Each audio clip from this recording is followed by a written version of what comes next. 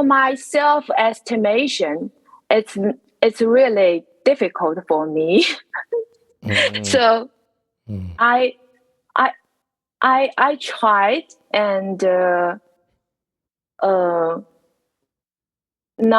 I don't know how to say it in English. I'm thinking that it's a kind of if you have the how to say 因缘, then you will meet that person, right? I don't know, Master. Maybe you also can give me some instruction on this part. It's not like the career. You work harder and you will get the result. It's not like the cultivate sitting meditation, like no pain no gain. So it's also I think it's something I need to improve. So for me, I really don't know idea when I can have enough blessing to have a family. I see. The rest you can jump in as well.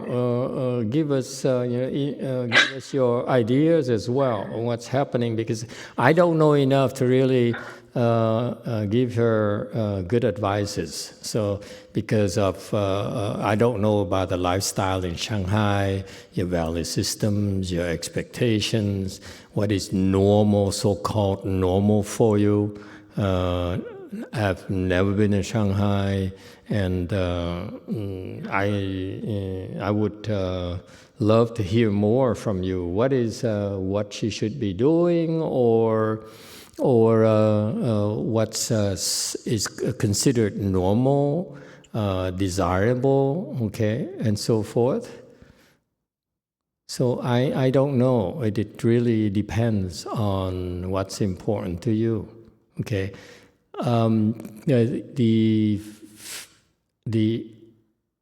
So Fang Yin is next, or is that a comment or what? I think she has a question to ask later. Oh, that's the next question. Okay, fine. I feel that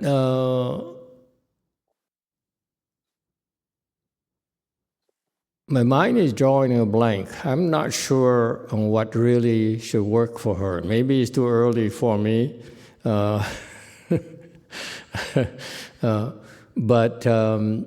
it's important. I'm glad to hear that you enjoy cultivation, and that it's helps you like yourself better. That's very important. That's a one thing that people quite often overlook. People usually look for external things, such as, let's say, a family, career, money, and so forth, recognition, and so forth. But they fail to understand how they should put more priorities on how they feel inside. If you want to, whether it's promotion at work, getting higher levels at work, getting into managements and so forth, or building a family, it's still the same thing. What are you bringing to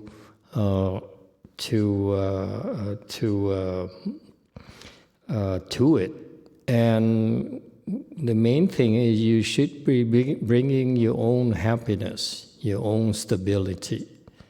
Okay, and to me that's the first thing. And number two is, what are you doing to continue to? What can you do to continue to improve, to become happier or become better? Okay. And so, I don't know. What you just told me so far, you believe that if conditions change, then you adapt. Yes. So you can do either way. Okay. Yeah. I'm the kind of person, when I do something, I would go all out and do it. Okay, try my best, meaning that when I meditate, I work hard and do my best. And when I go to work, I also try my best as well. Okay, and then since you're still flexible, you still are open to either ways, that's all you have to do. You follow conditions. You haven't told me yet what's really, what you really are passionate about. What do you want? Besides, you like the fact that you are less judgmental, and you feel happier inside. You work better, you're faster and calmer, and so forth. And you want to improve in that condition. That's what you're going to continue to do if you keep up with the practice. What you also should realize it happening because you listen a lot to the Dharma. That has been a common denominator for the people. It's not simply meditation, it's not simply crossing your legs. It's also the listening to the instructions. And it seems to work quite well. When I first started teaching, I thought that I would do like my teacher did. The style he taught was 1 hour sitting and 20 minutes of Dharma talk. That's what he's trained us to do. And I decided to do 1 hour Dharma talk instead of 20 minutes because I wanted to catch up and give you more instructions. Luckily, a lot of my students improve. And then I realized it's not just the sitting, because we're not sitting any differently than how I was trained. The difference was the Dharma talk. So that's great. The reason you improve a lot because the Dharma talks seems to strike a chord with you. Okay, Chan meditation, by the way, is not necessarily a lot of hours. It's about learning to let go of your ickiness. You can drop the things that are undesirable inside your heart. That's because we pick up these bad habits in our daily lives from our family, from our parents, from our environment, because everyone else is doing it. Therefore, there's an echo here. Oh, probably in my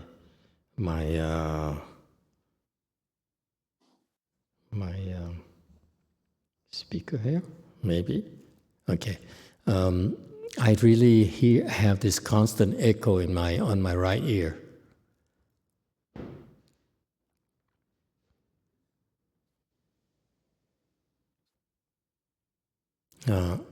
So Chan meditation is about learning to let go of the unnecessary stuff. Okay, and so I feel that you can. You see, there's an echo here. And therefore, just continue the practice, and so listen to the Dharma. It's from the screen? Yeah. How come I normally don't hear it, but it's very loud today? It's on that computer. I'll go back and turn it off. Okay, thank you. All right. I'm sorry, I don't have enough details to give you a clarity, a sense of clarity about what you should be doing.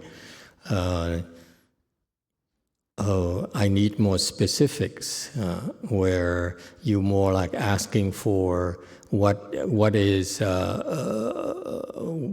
my future look like? and I really am not very good at doing fortune telling.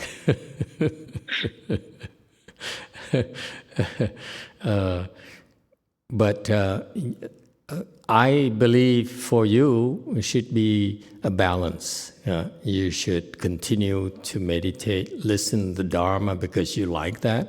Okay, that's important. That seems to be one of the things you really like to do, and then continue. My attitude is if I go to work, I contribute, I give my best. I look for a husband, I give my best as well.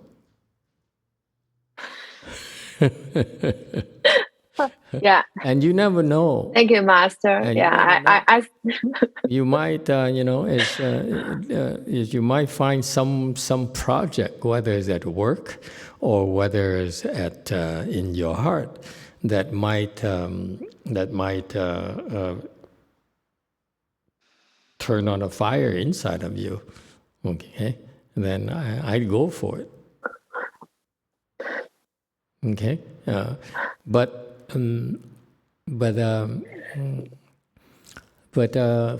for some reason, I got a feeling that young people are nowadays are really not more interested in building career and less interested in forming a family. So that most of you are usually in your 30s before you think of building a career first. And I remember a long, long time ago, I talked to someone in Germany, Cologne, Germany, because we were doing business there. And I asked her about how old she was, and she said, I was like in my 30s. I said, well, how come you're still single? She said, well, typically in Germany, they would have to finish school, their education. By the time they finish their education, they're 28 years old. Okay, usually they get a master's degree in Germany. And then after that, you're supposed to spend time building up a career for you. And then before you think of getting a family. So it seems to be the same thing is happening right now. Yes? yeah. Everywhere. I see Koreans, I see Vietnamese, I see you now, and so forth. And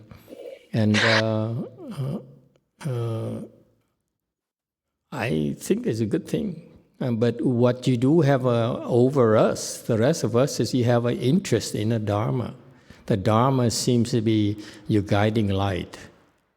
Okay? And it's wonderful to hear that.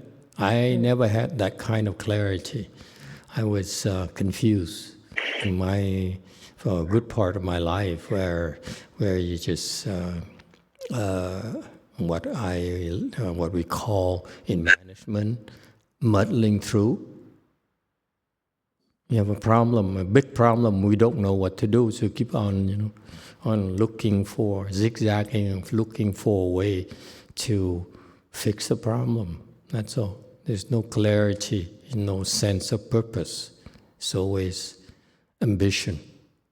Okay, and I think the most important ambition for me is to grow spiritually, because in order to be happy, the foundation of happiness is spirituality. Okay, when you become a better person inside, that's when you're happier, and that's, to me, is a contribution to society. Is that you're contributing a happier person, happier and happier person. To me, that's one of the more important contributions that people don't realize.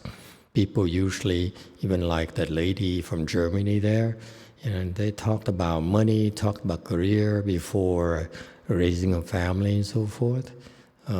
Same thing, I talked to an engineer in Argentina. She's also 32 at the time, working in an engineering firm and still single and so forth. So it's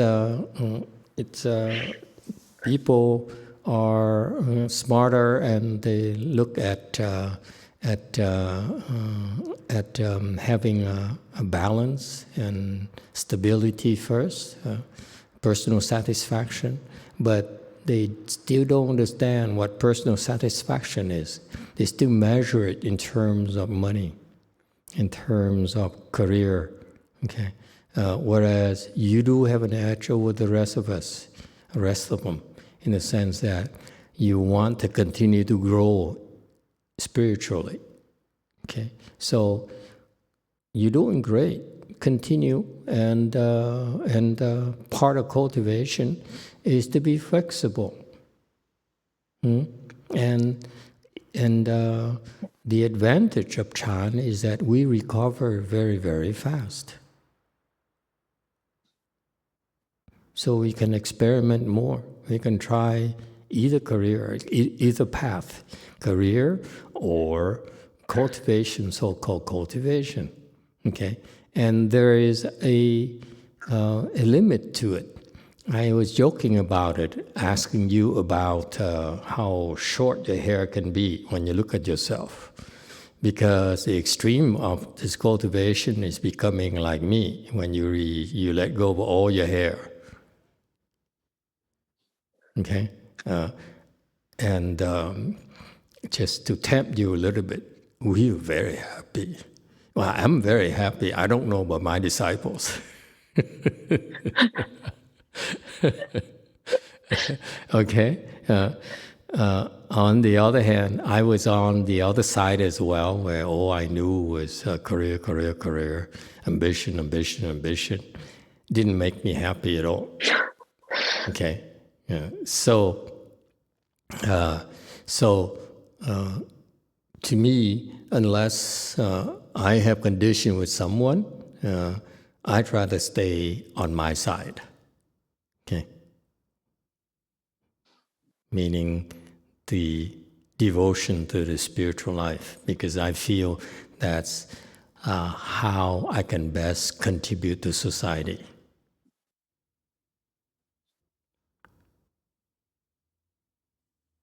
Yeah. Anyone else would like to chime in? What do you think?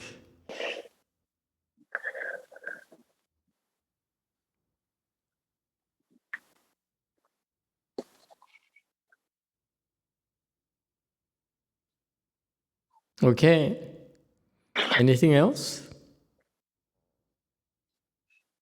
Thank you, Master. I think I got my answer very well. Yeah, I will try my best on everywhere if I can. Yeah, why not? Apply yourself, okay? And be flexible. Yeah. Okay, and then will become clearer and clearer to you. It took me quite a while before I found my way even in as a monk. So, just follow the conditions, follow the circumstances, wherever it leads you. Okay? Okay. Thank you. Yeah. Okay. Thank you. Okay. Amitabha. Thank you, Master. Okay. Next. Okay, I have a list here, so I'm just going to go down the list. Okay. The next is Katrina. Okay. Is Katrina on? Yes, but I just changed the order with salary, so salary can go first. Okay, Katrina, hello. Yes. Hello, Master. So glad to see you in person today. Salary will ask the questions. Okay, first. Go ahead. Okay. Sorry, Katrina. Salary already asked a question. You can go ahead. Oh, Katrina, it's your turn. Yeah, go Thank ahead. you. okay. Okay, Master. So my question is, how can I find the best way to go to I don't know how to say, to go to enlightenment. The best way that fits me to have the enlightenment, because I am so curious about different ways. I'm learning yoga. I'm also learning Chan from here. And I also want to explore some other ways. But while I am on this journey, I heard some information like you should just focus on one way. Otherwise, like the God or the Buddha won't accept you if you learn too much. Like you are not focused, you are not devoted to some beliefs, then you won't get to the final stage. So that's my question. How can I figure out which way is the best to reach the final enlightenment? Yeah. What's the best way to become enlightened? Yes. I see. Okay. It's funny. I'm sorry. Let me tell you something. Here at Dharma Tertiary Temple, so we have a house across where the men's side stay. So it's about a little bit of walking distance here, and really the bad weather god is acting up right now in California, and so there's a storm. They're dumping a lot of rain, and the wind is blowing all night. And this morning I got up and I said, well, let's get ready to go to the temple. So I got dressed and got out of the house and brought an umbrella because the wind has been howling all night. Okay, and I realized it wasn't even raining. Why do you even bother bringing an umbrella? and yeah, that looks better. Yeah, it's way too close. The laptop. Excellent.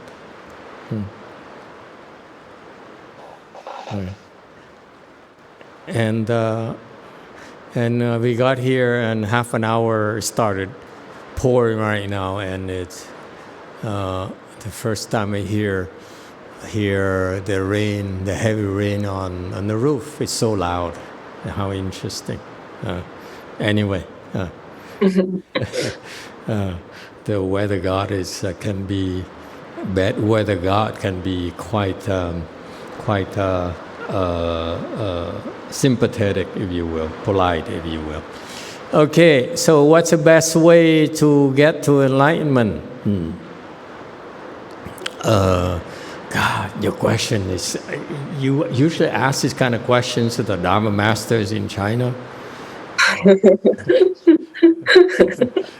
It's heavy duty. It's more,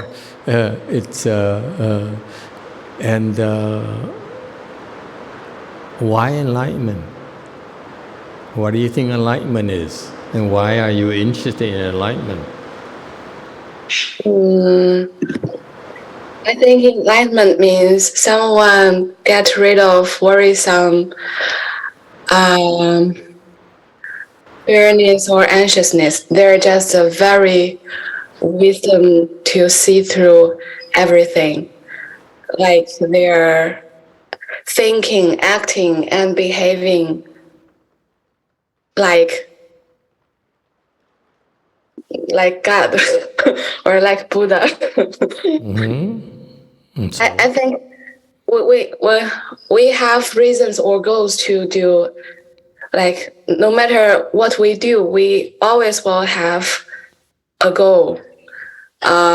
So learning Chan or doing other things like yoga, I think my goal is to improve myself, and the ultimate goal is to be enlightened. Okay. How old are you? Are you single? And tell me a little bit more about it. Okay. Tomorrow is my birthday, so I'm turning to 33 years old. And I'm not single. I'm in a long-term relationship. Yeah. Okay. And what is more important to you, a long-term relationship or your enlightenment? I think both are important. You have to choose one. I think enlightenment is more important for me. Yeah. Good Lord. How would your relationship person feel if that's how you really feel about a relationship? He also thinks enlightenment is very important. And more important than you?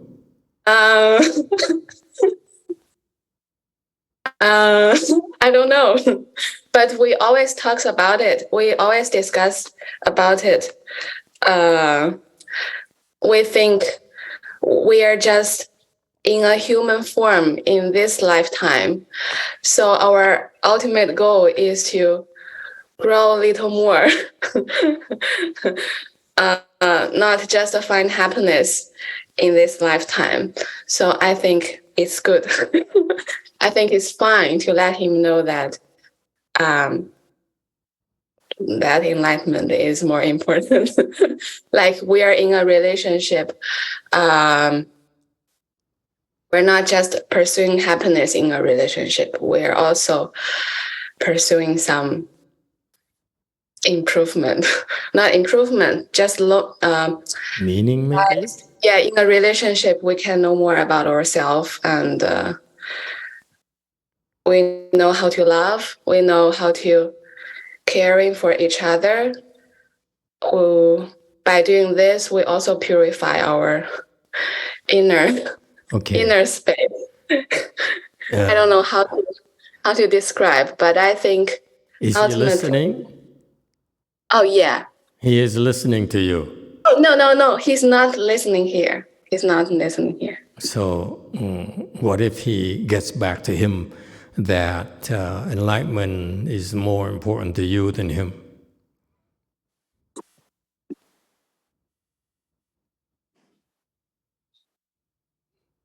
Maybe he will be a little bit upset. Maybe. I don't know. Okay. Then, if he's upset, how would you feel about it?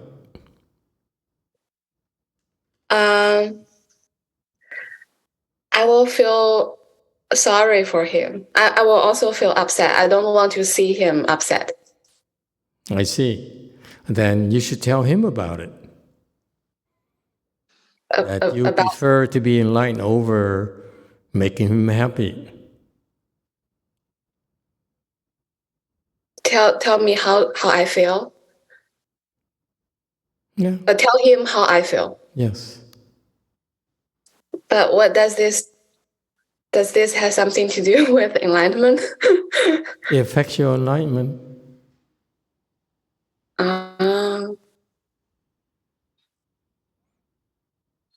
I see. It affects how quickly you can become enlightened.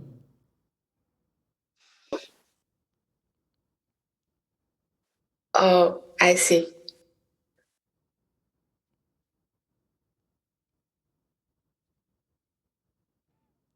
Enlightenment means shedding.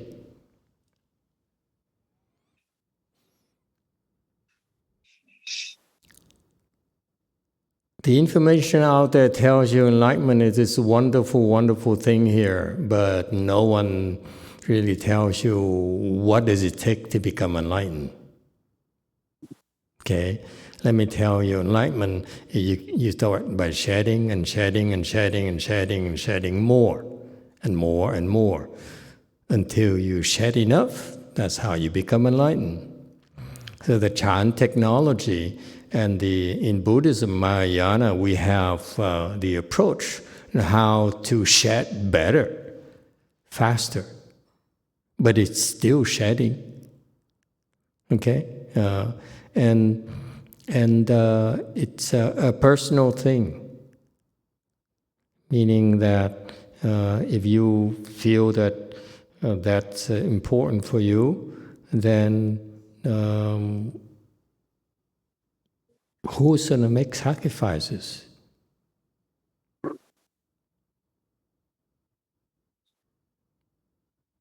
So the answer to your question very, very succinctly is you want the fastest way to become enlightened. I tell you right now, shorten your hair. And shorten more and more until it's not much left. Okay? Because in Buddhism, you have this special program called Sangha Training Program, where we start first by shedding our hair, our clothes. Okay? That's what happened to the Buddha's disciples. They met the Buddha and said, "Well, honored one, this enlightenment thing here kind of is exciting to us. We've been trying to look for enlightenment all this time. We've been shramanas all this time, and we're getting nowhere. Okay, we just have no clear path towards it." So the Buddha said, "Well, if you like, you can try my way." And they said, "Yes, we're honored one. We'd love to." And the Buddha said, "Okay, then now you become a bhikshu." With that, the hair fell off, and it became bald. Okay, naturally, without being touched. Okay, so that is the first. That's the significance of the search for enlightenment. Okay, the fastest way for these people that the Buddha taught us was to become a left-form person. Okay, and it's a direct path because enlightenment, as I said, is about shedding. So the members of the Sangha have an advantage over the rest of secular people, is that they shed a lot more, and the training is geared toward shedding more quickly. Okay, so but as a lay person, people can become enlightened as well. Actually, there's recently there is a lay person, disciple of mine, who became enlightened. I'm talking about big enlightenment. I'm very, very pleased, and so it's possible as well, but it takes a little bit longer, quite a bit longer actually. So it depends. Depends on what you're willing to sacrifice. Your speed of enlightenment is directly related to how quickly you can shed.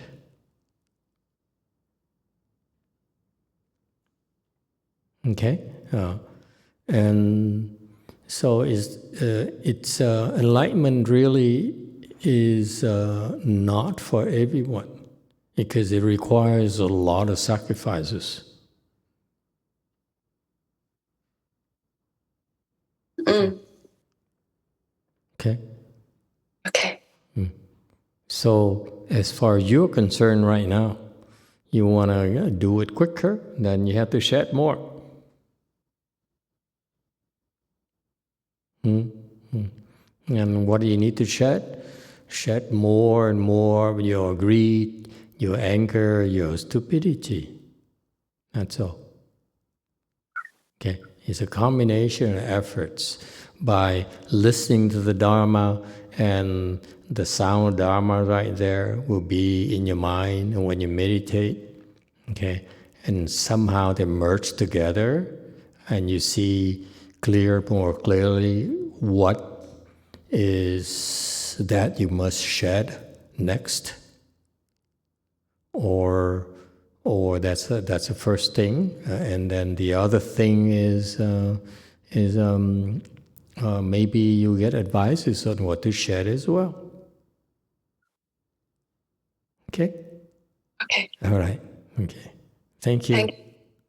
Thank you, Master. Okay. Okay.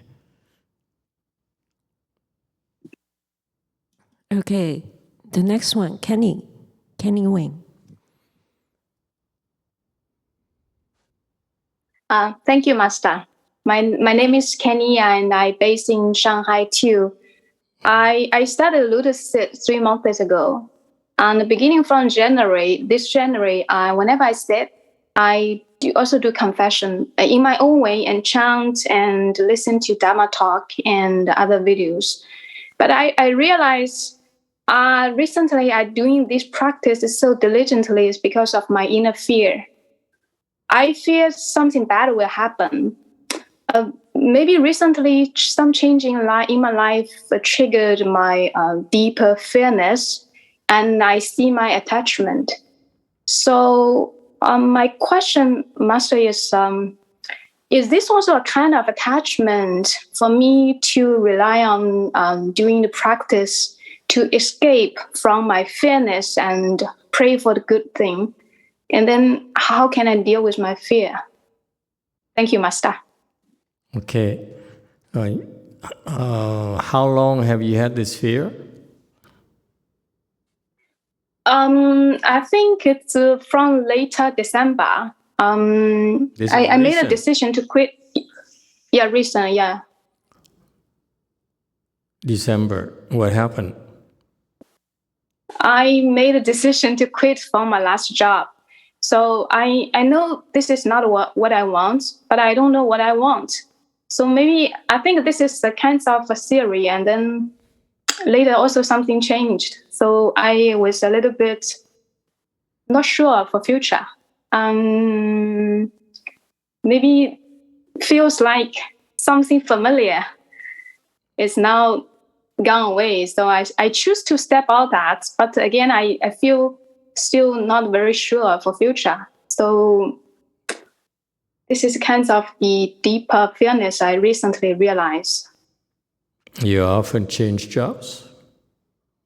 Not really. I was quite stable previously. Starry and I was ex-colleagues, so I was in that company for over 6 years. Then I changed to another one, and I only stayed there for over 1 year. So the last one you quit was 6 years. You were there for 6 years. The last one I quit. I stayed for last one is for 6 years.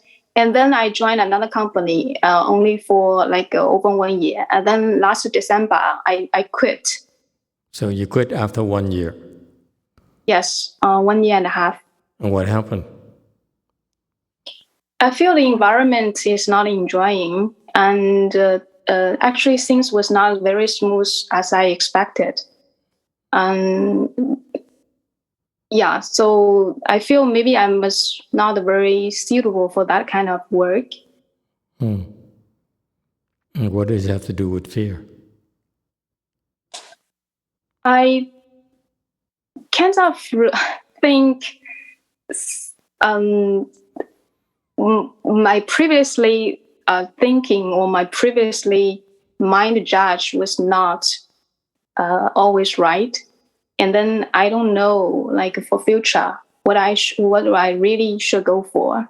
So I think the fear is for the unknown. Okay. Why all of a sudden are you afraid?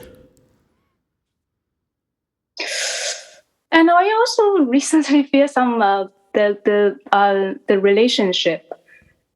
So maybe that's also all together. I feel I feel seems like now I'm jobless and also facing some difficulties with my current boyfriend relationship.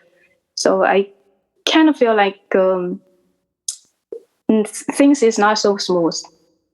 Okay. And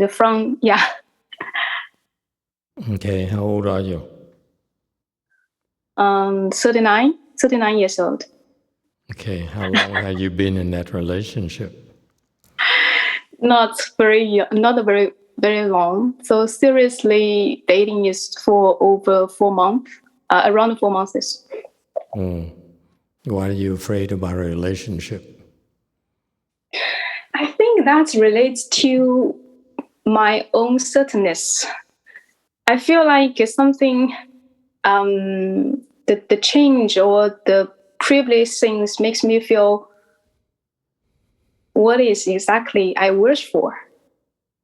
So maybe I'm thinking too much, but I feel like letting someone go or letting something I familiar go, and then I don't know what will happen in future.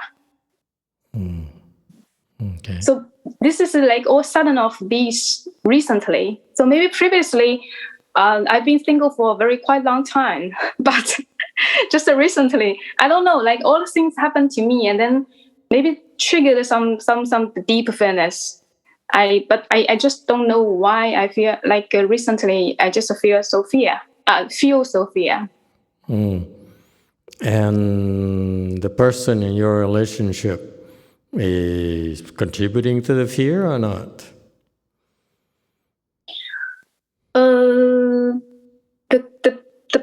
The situation is like he is much younger than I do, and in China, normal family, so his dad is not agreeing because I'm much older than him. So actually, we actually facing these kinds of things, and How young is he?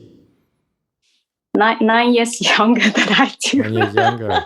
I see. Are you afraid to lose him? Yeah. But I also I'm just like observe my own. I'm like in the observation. So maybe I think two things. I afraid of losing him, and then like I afraid to try again and start over, the things again. To find someone and find someone suitable for each other. All things to start up again. So maybe that's together. I see. What about career-wise? If are you afraid of having difficulties in finding another job? For the career ones, I'm not that concerned, frankly speaking. But I do feel a little bit lost for my own interests, like what exactly I have the passion for. Because for the first one, I stayed there for like over 6 years.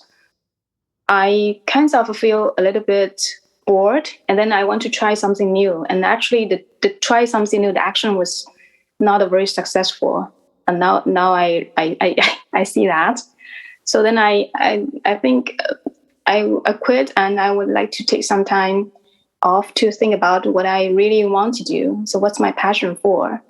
So I think the problem now is I don't know. I'm not very sure for my passion for what kind of job I really want to. But actually, I think this is not concern me too much. Maybe the relationship concern me quite a lot. Even we only dating for dating for 4 months. But I think that one linked all the change, the job things just make me feel from the how to say, just make me feel I'm a loser, in both sides. Okay. Are there any financial pressures, money pressures? No. So the fear is not from money concerns? No. I'm curious. Please teach me. I learned, for example, in the U.S. it's different for us, but in Korea, for example, I'm learning that when you reach a certain age, you need to be at a certain place in your career. Otherwise, you no longer are marketable. Yeah, actually, it's quite similar here.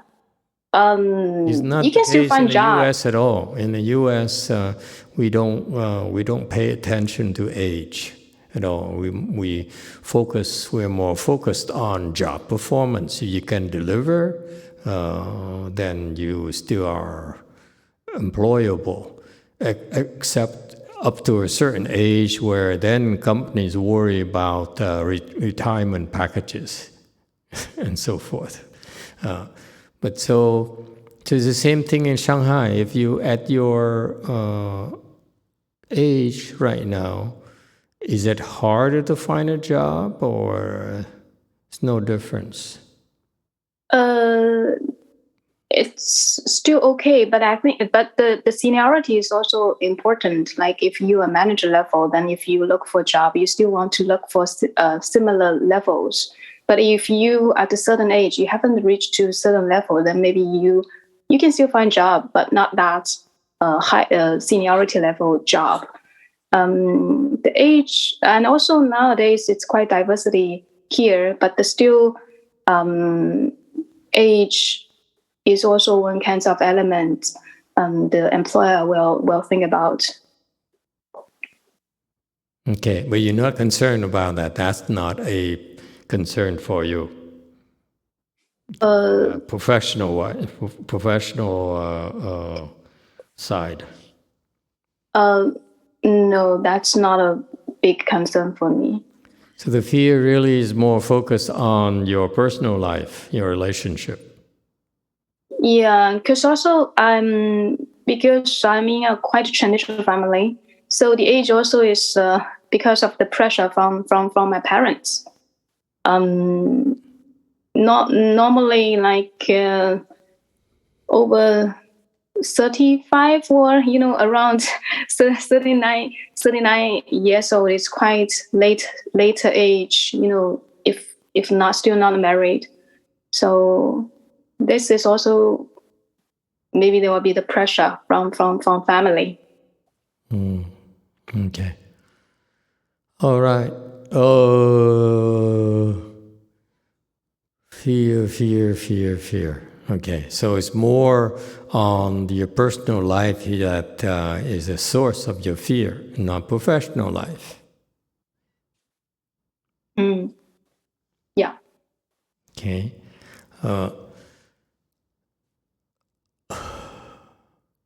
Help.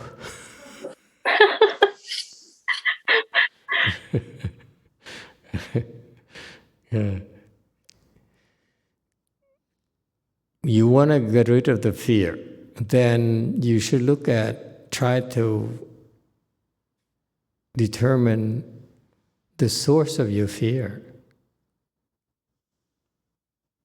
You don't seem to be that concerned about your career. You seem to be confident that you still are employable, marketable. So the fear seems to be focused on not being able to satisfy your parents and his parents. Okay, and him. Yeah. Yes? Is that the main source, or is there anything else? I think another thing is about the uncertainty. Like for the unknown things. Okay. I mean, yeah. Unknown I'm things. not. What kinds of unknown things are you afraid of?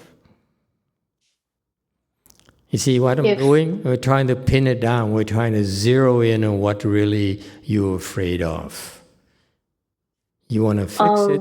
You better know what's bothering you. Yeah.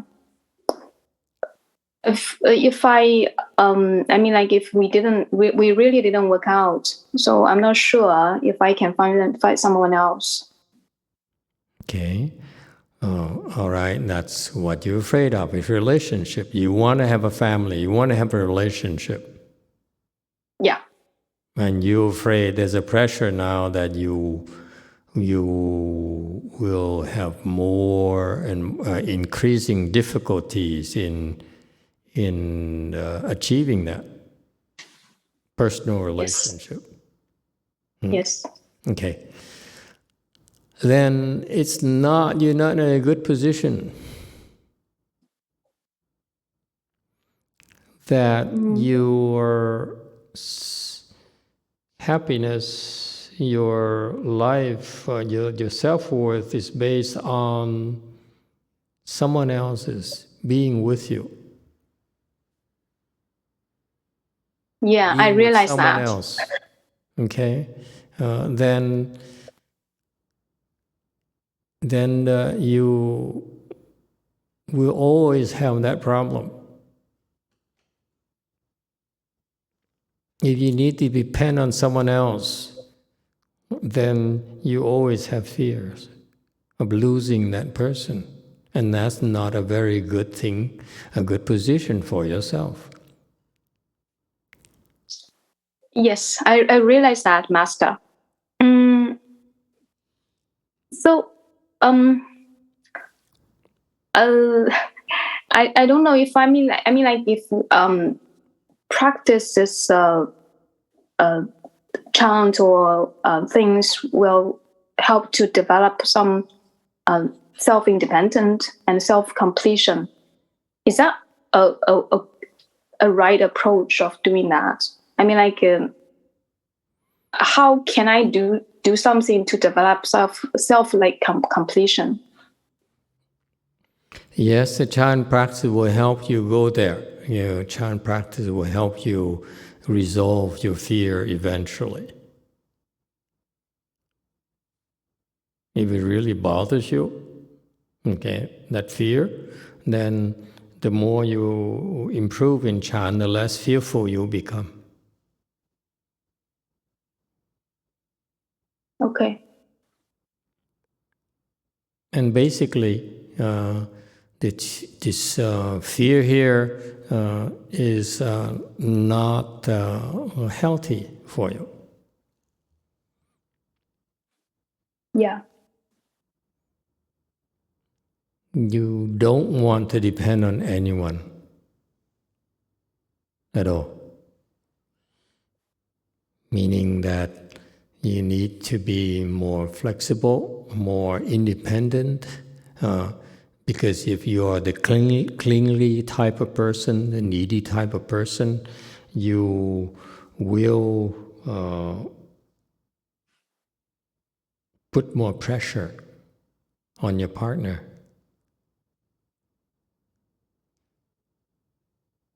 Okay. You're a burden to your partner.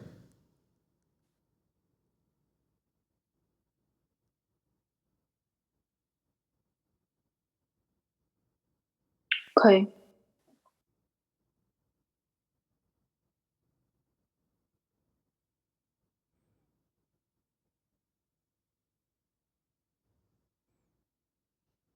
So this is my work.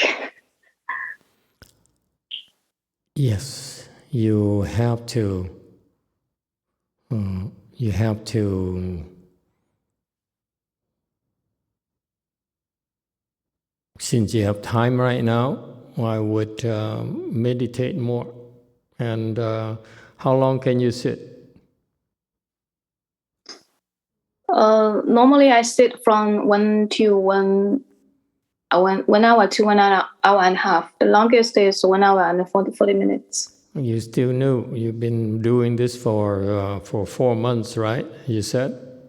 3 months, 94 days exactly.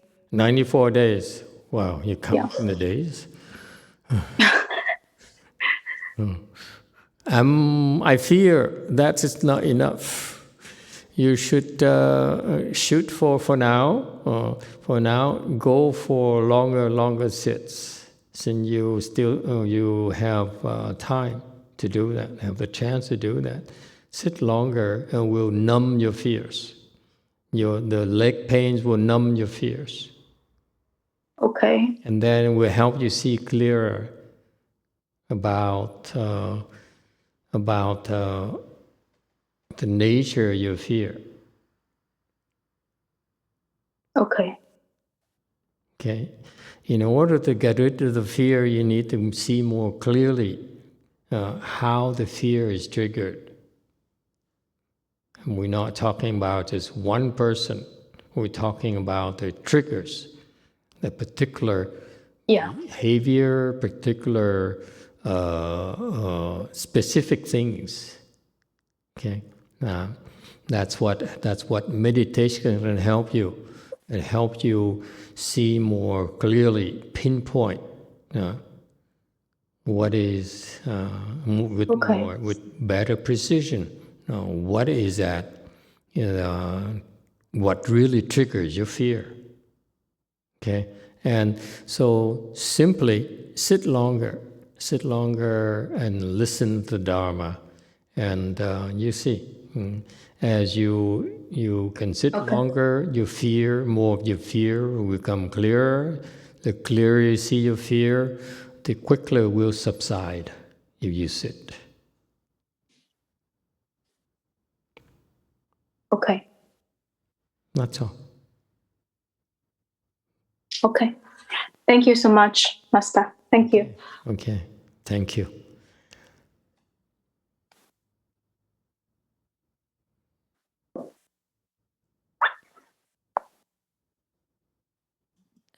The next one is Yingping. Okay. Okay. Hello, Master. Thanks a lot for offering us such a precious opportunity to answer our questions.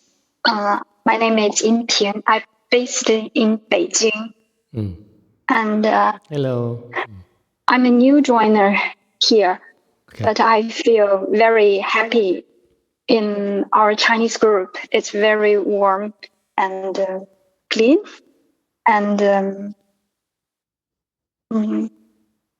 I feel very happy here. Please allow me to raise my question in Chinese to express it more precisely. Could you please help to translate it for me? Okay. Okay. 我的问题是，我想知道我跟我的孩子，就是一个12岁的男孩，我们是什么样的姻缘？就是养育他的过程中，就是自己总是会不由自主的忽视他，就是为他做的很多事情和选择，最后好像都是坑他。然后就一直觉得很内疚。所以我的问题是，第一，我们的关系为什么是这样？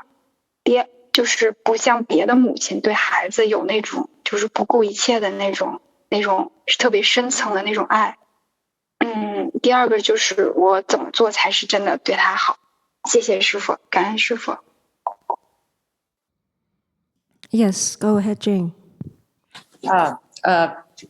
Yeah, so Yingping's question is about the relationship between her and her son, who's 18 years old now. So she wants to know... 12 years old. Sorry. Oh, I'm sorry, 12 years old. And so she wants to know what's in the past life, the affinity she has had with her son. She said she found herself ignoring the child, but then she felt guilty. She also felt she does not have that kind of deep love and bonding like the other mothers have with their children. So she would like to ask Master for the advice. Thank you very much. The advice to do what?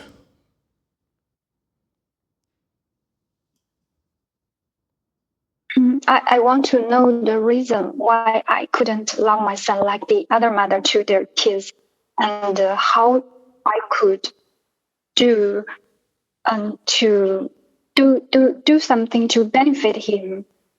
Because from the previous experience, what I do or what I choose to prove that it will won't benefit him, sometimes will make him more hurt or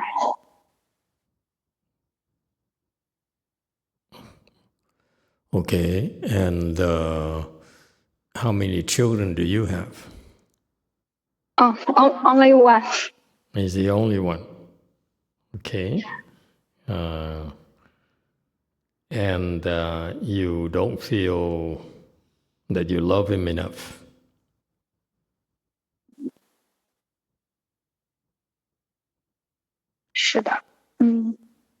That can you describe to me, give an example that make you feel that you don't love him enough?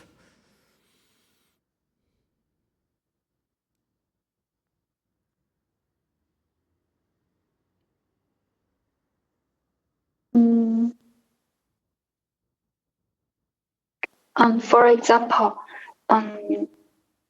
when we saw a music concert, after the performance, a lot of kids ran onto the stage, and my kid also ran on it, but he just touched those instruments very not very gentle, and that's annoyed the music player, and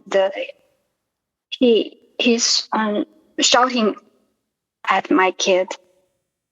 But I just stand under the stage as the other audience, but I did not get up on the stage to protect my kid and to apologize to the music, because I feel I'm a little bit afraid of such kind of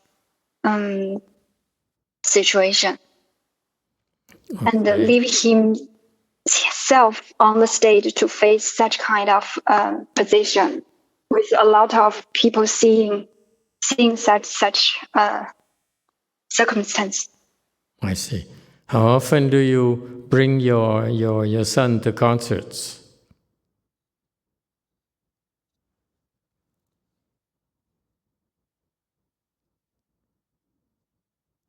很少，很少，偶尔。Very little.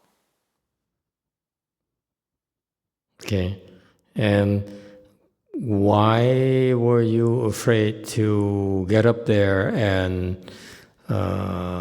protect your son or help your son? Is that what you normally do? You stay away from trouble? Stay away from confrontation? Yes, I'm afraid of conflict. But I think if the kids is the other kids, like kids of friends, and I am the only adult to bring them, I think I will go on the stage to protect. So, does it mean you love him less?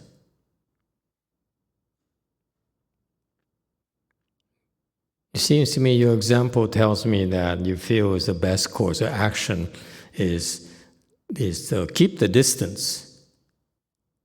He didn't get in trouble, did he?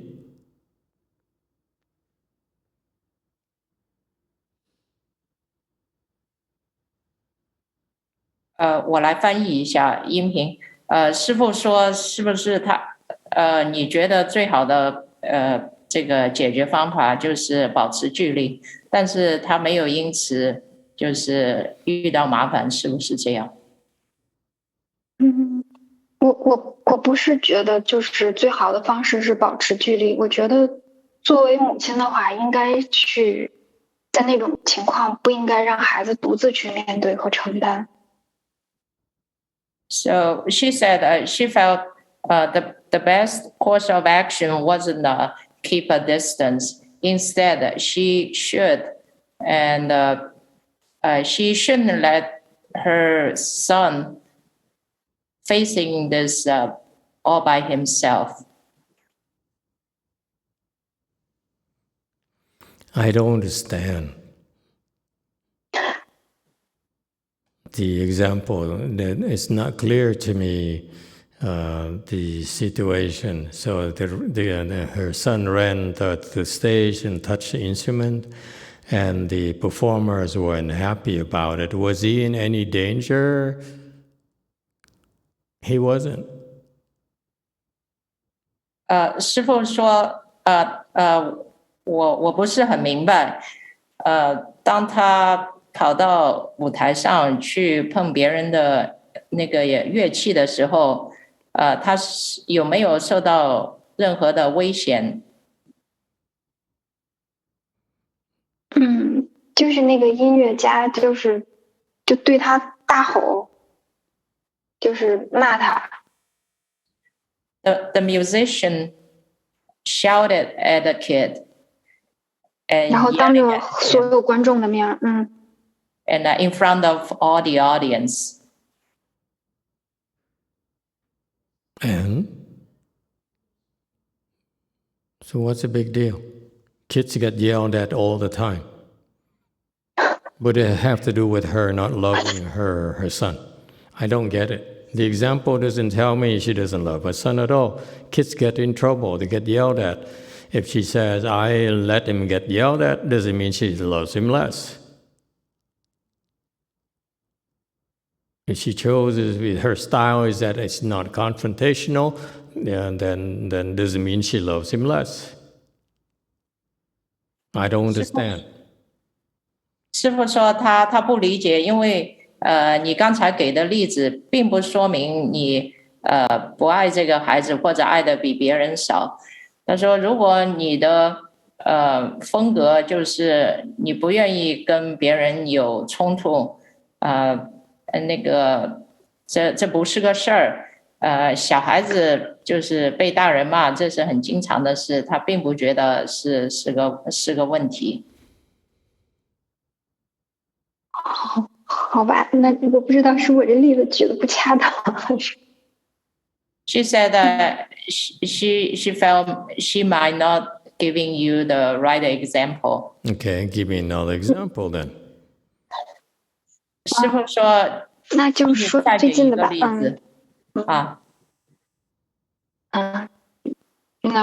Beijing now is experiencing the COVID-19 virus, and all the people are getting fever, and my kid also get fever very high, and I take care of him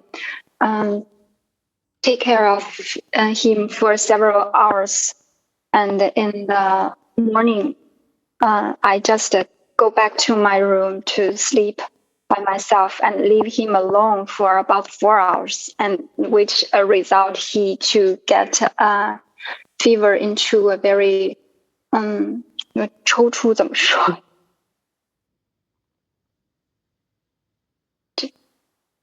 I don't understand that. 惊厥了His fever get into a really a little bit dangerous station. And before I leave him, I don't think such kind of situation will develop to such kind of condition.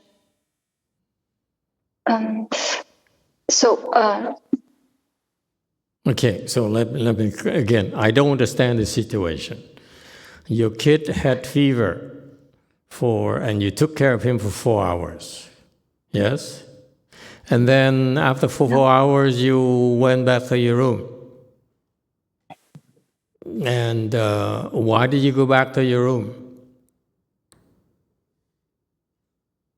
I take care of him for a very long time and leave him alone for about 4 hours. Okay, I'm because sorry. I'm really tired. You're tired, so you left him for 4 hours. You went back to your room to rest. Yes? Okay. And that, to you, means you don't love him enough.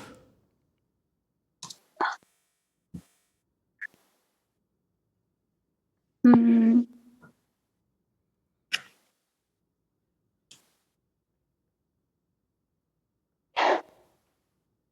但是风险很高，最后也导致了比较严重的结果。So let me translate. So she said the fever was very high, and she went to take a rest, and the kid went into twitching. So what? she found, the high fever caused twitch, shaking. Okay. And? So she said that's very risky. But she tried her best until she was exhausted. She took care of the son for a long, long time. And then she had to rest for 4 hours. During the 4 hours, the son got worse, didn't get better. Fine.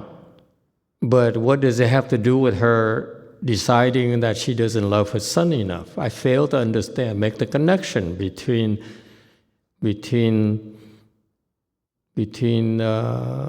her claims. Why does she feel she's despondent towards her sons?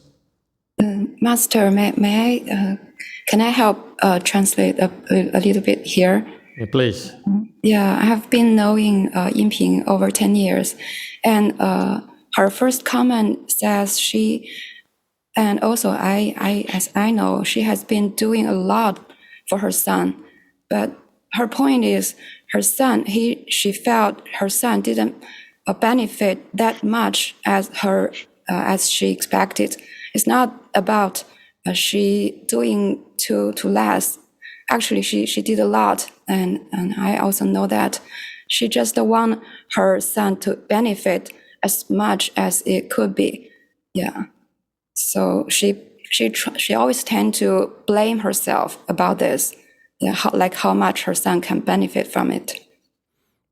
Not about love?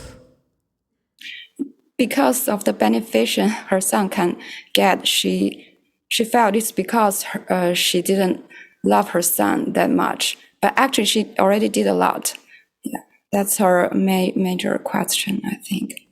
So she wants to do more, not because she needs to love the son more. She wants the son to benefit more. Is that right, Yinping? Yeah. Because we have been talking about this a lot of times this few years. Yeah, like choosing the daycare center, preschool, choosing the schools for her son, and like take care of her son's healthy. A lot of things. Yeah, she just think. So is it fair to say that she feels guilty that she's not giving her son more? She cannot I don't give her think son so. more? Right. What I'm hearing is she tried her best. You Yes. took care of the son when he had fever until she was exhausted, and she went back to her room to rest. Okay, she could have rested in her son's room. I could have asked for it and whatever. But is it the translation or is it the way she expressed herself? That's unclear. It's the way, mostly it's the way. She has been standing up till 4 a.m. in the morning. And and she has been taking caring of other family members during that few days. So I believe she has been very tired. But she always like to, protecting, she's want too much to protect her son. So she likes to blame herself. Yeah, and as not loving him enough. Oh, see, this is a Chinese thing, and I begin to understand the Chinese thinking. Okay, I'm sorry, I shouldn't be laughing and joking about this. So it's because she's not doing enough to help. The results are not to her satisfaction, everyone's satisfaction. So she feels guilty. yes, she's the only one cultivated in her family, and they live together with their parents. So it's a big family, kind of big in China. And so, she get blamed for for her son's conditions?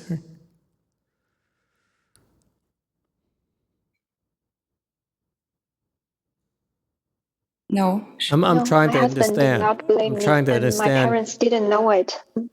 I'm trying to understand when she says she doesn't love her son enough. Is it because she said she doesn't love her son enough? Or is it because her parents feel that way, or her husband feels that way, or whatever? Myself.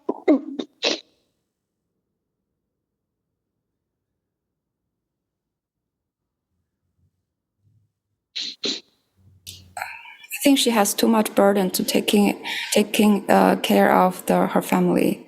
Yeah, too much burden on her. Okay, answer my question. When she feels that she's not loving her son enough, did someone say so? Or is it she decided it's the case? I'm talking about internal expectations versus outside expectations. Which one is it? 需要翻译给音频听吗？师父问 It is myself who think I did not love my son. I did not get any blame from the other member of the family.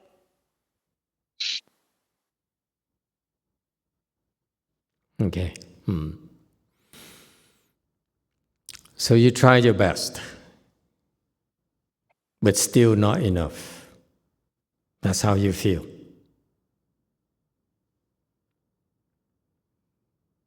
Yes? Thanks a lot, Master.我就觉得我没有这个能力。 Okay. You are incapable of doing more, and you feel bad about it. Yes? Yes. Okay. Yes. I think I'm not capable to make smart choice for him, and I. Okay. Give him away. How old is your son again? If you are not capable of doing a good job, give him away. Have you thought about it? Can you do that? Okay. So you're going to give him away? Problem solved. Next.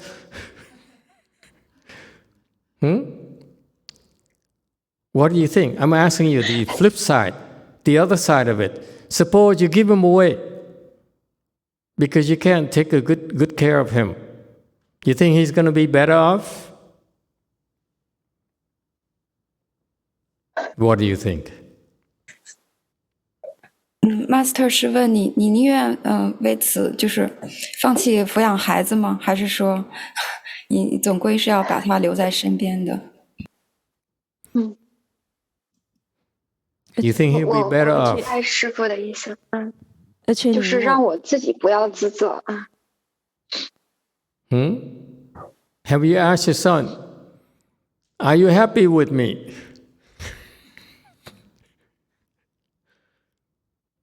Have you asked your husband, are you happy with me taking care of our son? Have you asked the parents, the grandparents, parents-in-law, are you happy with my taking care of my son? Is it just you who said, I'm not doing a good job enough? I'm trying to understand. Where does the pressure come from? 我翻译一下，师父问，他说：“你问过你儿子，你是不是对我满意？你有没有问过你丈夫，是不是我照顾好了我们的儿子？你有没有问过孩子的爷爷奶奶、外公外婆，是不是照顾好了他们的孙子？还是你自己？” 就是你自己在那自责，觉得自己没有做得更好。没有问过其他人，是自己觉得。Okay. Then when the example of your son having high fever and you took care of a lot of other members of the family as well, to the point you got exhausted and you had to rest, did other people criticize you that you abandoned your son at all? That particular instance right there. Did anyone make a comments? 没有，我觉得就是如果我当时把我no no No. I think So you want to at blame that yourself? time if I ask my husband to get up to take care of the kids, I think the situation will be better. But at that time, I did not make that choice. Okay. You should have asked for help. When I go to rest, yeah. Why didn't you?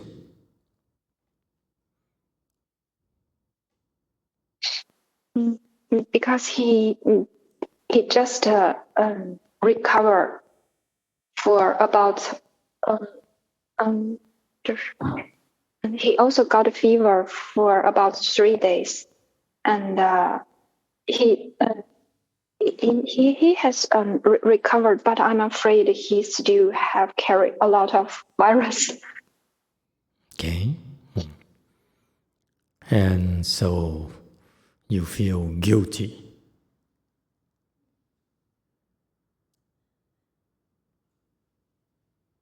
Can you translate for her? 他说：“你是不是觉得就是心里那个有罪恶感？有罪恶感？对，是的，就是觉得自己没有足够的做出明智的选择，因为我其实比先生发烧的时候更晚，如果有病毒，应该我带的更多。” She said she felt she didn't make a sensible choice, and because she got a fever later than her husband, so if there were any virus being carried, and she should have carried more virus than her husband. So that was a poor decision. Yeah, very poor decision not to carry more virus. You should have put up a sign and said, viruses, come here. 师父说这是一个 Next time, that's what you do. Now you're learning. So next time, put up a sign that says, virus, I'm much better. You're much better off coming onto my body. 师父说你应该打一个大的海报，说那个病毒过来，让我来贴在那儿。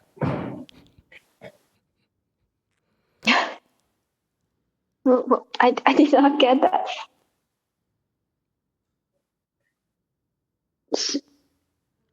他说：“你说听 Hey, you're the translator.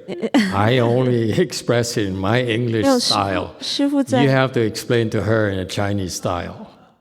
You cannot, you have to translate one word for word and then help her understand. 师父在用幽默的方式让你理解说，那你应该要，你如果这样觉得的话，你应该要自己赶快把病毒招揽到自己身上的意思。” Yeah, she didn't get the joke. Okay. All right. This lady here is has this deep sense of Self-blame. guilt. Yeah, self-blame.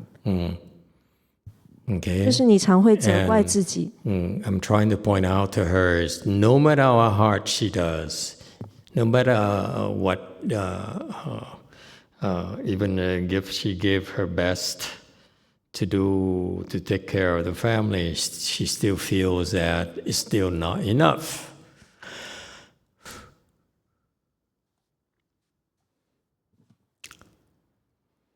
So it's her. It's no one else's. It's not just because she doesn't love her son enough.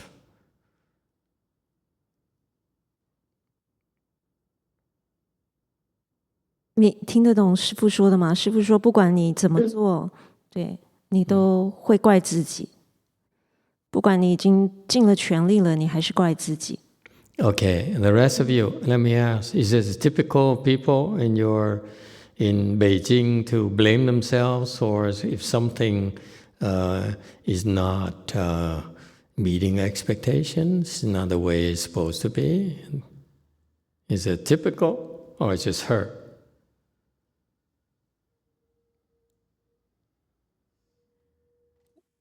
Master, this is Apple. I think I had the same issue before. Before? Yeah. Now I'm far better than before. Now you don't care. No, since the first time I talked to you in person, I realized everyone has their limited. We need to know where it's limited, and we just do the best. And at the same time, we need to improve ourselves. It's more important. After that, we can help more. That's my understanding. So I just changed the direction to work hard. Yeah, is it a cultural thing where you blame yourself because, Yes. and you say, I'm not good enough. I don't love my husband enough. I don't love my son enough. Is it a Chinese thing? I think because so. the Americans here, they don't have such a thing. The Americans say, I'm not good enough. You know what? You should go. You should run away. I'm kidding. I think so. When I was in China, most time I live with my parents or my parents-in-law. I feel I take care of them a lot, but I always feel I did not enough. It's the same thing. I guess it's a part of the culture. Your generation is the younger generation is the same way? I don't think so. I look at younger generation, young people here, like I look at a young person here. It doesn't seem to be that way. Yeah, I'm too old. You're in the 40s, yes? Yeah, 40. And the younger people, and she's also in her 40s, I imagine? Yes? Yes, 43. Okay. 43. Okay, what about people in the 30s in your country, in Beijing? They feel that way too, or just... I'm curious. I think it's the cultural way, because we were the first generation of every family has only one child. So we were raising up with this style that our parents tries to like do everything for you. So that's the model of being parents to us. But so when we try to raise our child, but we were not as diligent as they were. But so yeah, that's the guilty like most of our generation has. At least I have that too. Yeah. Okay, I'm asking now, younger generation, younger than 40. Yeah, they don't care about others, I think. They don't care about others. Okay, young people, speak for yourself. Is that true? We care about others. They don't care? We care. Okay, We care about others. I want to hear. You're not the young generation. Will someone speak up, please? I'm doing a quick survey here. Okay, they are more self-centered. More self-centered. Okay, you don't feel as guilty. Yes? Me? Well, can I speak for them? We can ask Ting Ting. Ting Ting, you've been called.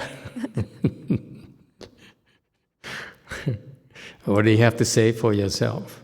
不好意思，我没有这种体会，我也没有觉得有这种自责的感觉。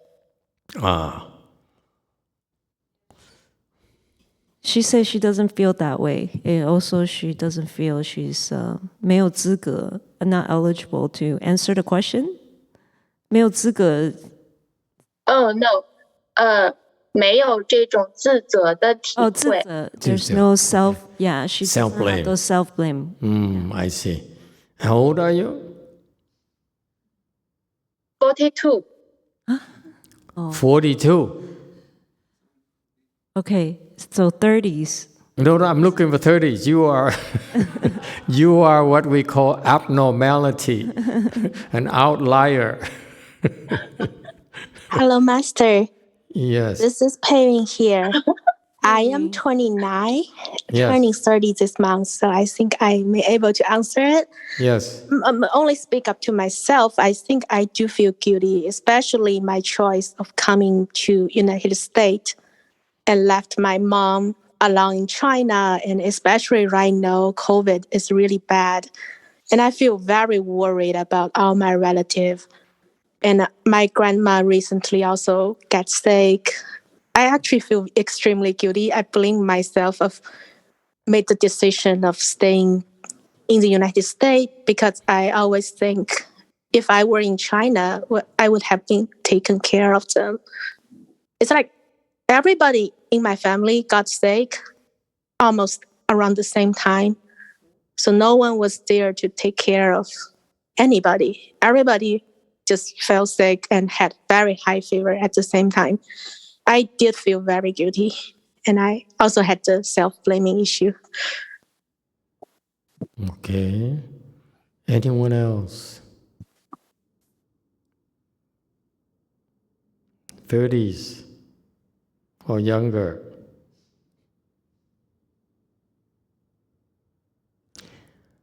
Self-blame is a healthy thing. Okay, it's normal to blame yourself. It's a very, very healthy thing because it means that you have high expectations of yourself. That will motivate you to do more next time. Okay. However, I think you know the answer. Most of you know the answer already. I don't know why this lady is still afflicted about it. All you have,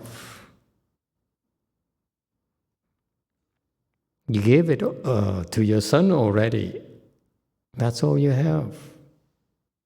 We can only give what we have. It's not like you can borrow love from your mother and your husband and say, "Can I borrow more love from you so that I can give it to my son?"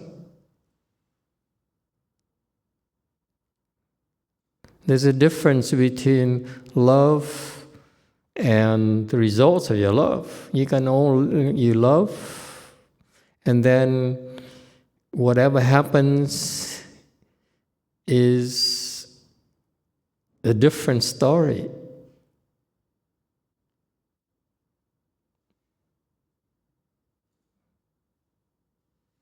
You should be more satisfied with the fact that you give it your all, and then that's all you have.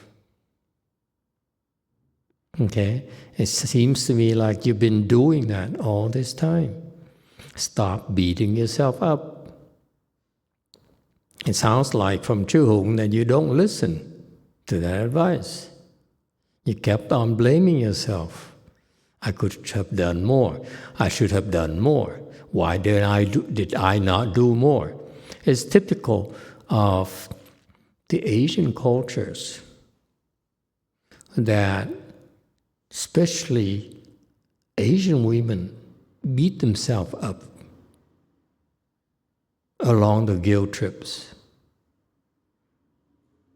Okay, and in contrast, Ting Ting, for example,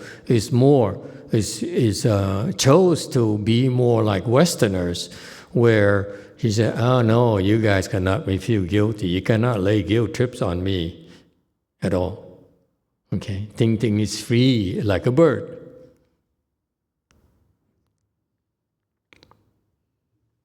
Okay, but you choose to be entrapped.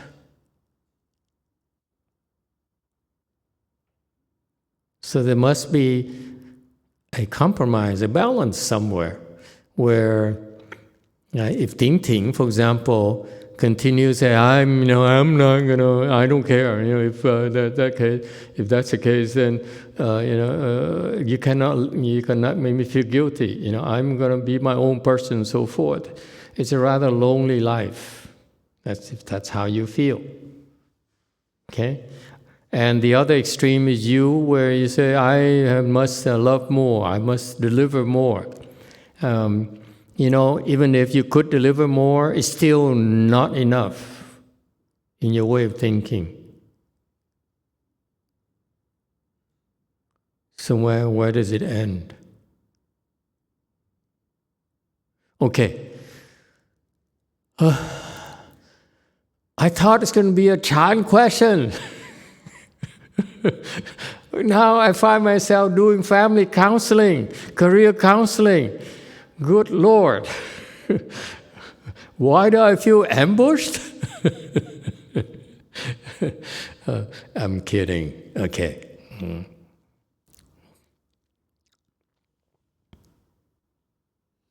Thanks a lot, Master. No. Your problem is that you're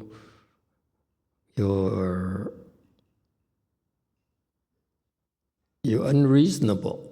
You have to stop blaming yourself. Because, for example, I think you agree that you gave your all. Okay? And you try your best. And the results quite often could be better. That's what you're telling me so far. And because of that, you blame yourself. Why are you moving the cursor constantly in front of my eyes?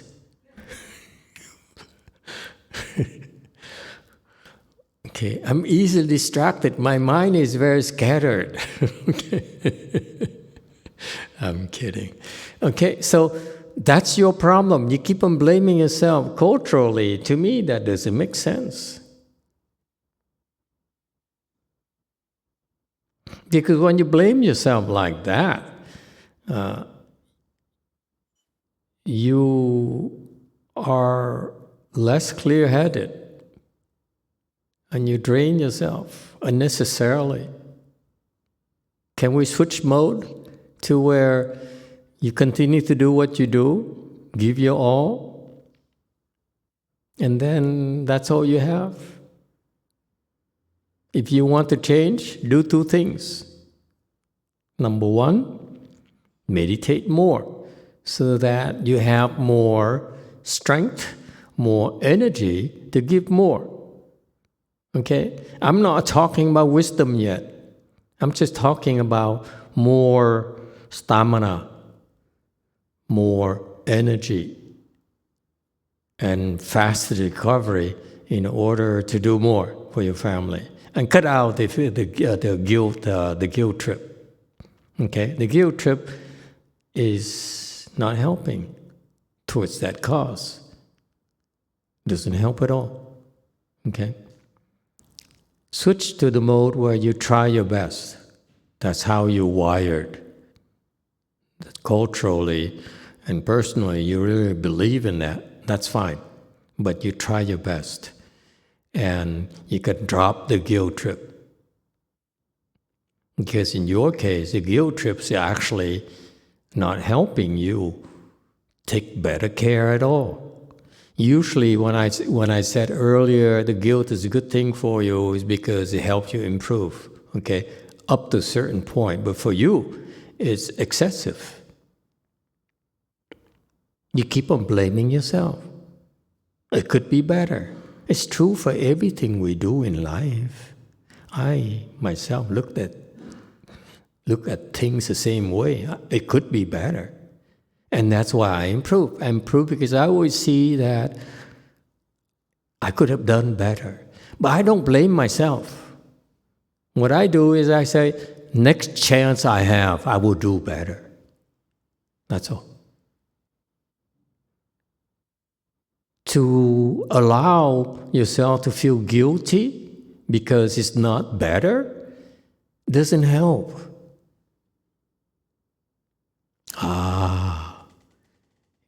I sense a little bit of relief in you.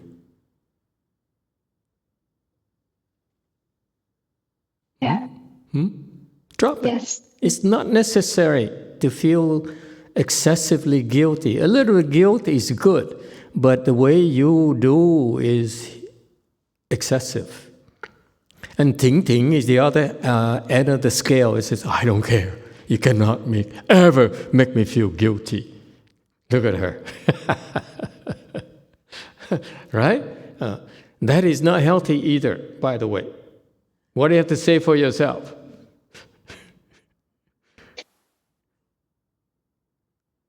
Ting Ting, go ahead. I'm curious. She's like. 我觉得我对自己好的，谢谢师父。我觉得我对自己也不是很满意，有很多时候都感觉自己很不上进，就是企图心和上进心一直很缺乏，在这方面我是自责的。I don't get this.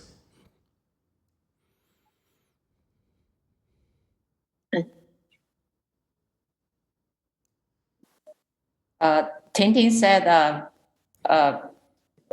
thank you, Master. But I also felt I wasn't always motivated enough. And so I wasn't working hard enough. And in that sense, I feel the self-blame and the guilty. Okay. Anyway,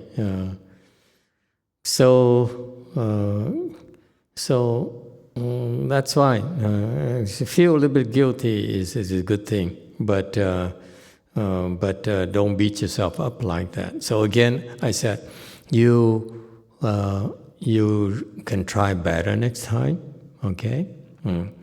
And the way you can help more is meditate more so that you can have more stamina, more endurance, you recover faster, and naturally you see better how to do it better next time around. But and that will also help you reduce the guilt trip. Okay, and that's number one. So I would, if I were you, meditate more. Okay. And in particular, when you feel this badly about, you keep on beating yourself like this, that's when listen to Dharma. Listen, Master YongHua's Dharma, for example, would help. Okay, listening to the Dharma talks would help. Okay, and finally, if the reason that if you want good things to happen to your son, for example, that seems to be the source of your guilt trip, then give him more blessings. That's all. The more blessings he has, the more good things he'll experience. Okay? Meaning that in order to resolve your guilt trip towards your son, okay, you should improve yourself, okay, through meditation, and you also can give him more blessings himself, so that his blessings will help you take better care of him. So I'm proposing two things: self-help and Buddhas and Bodhisattvas help.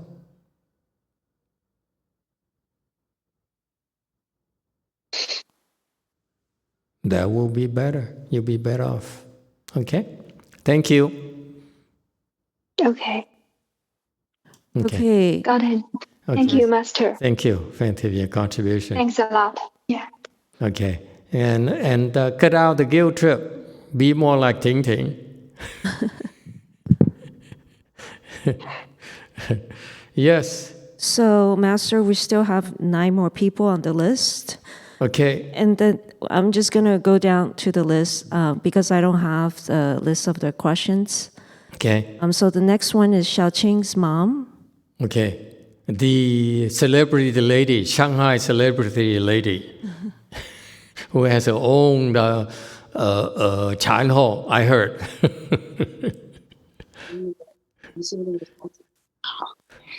Yes. Hello.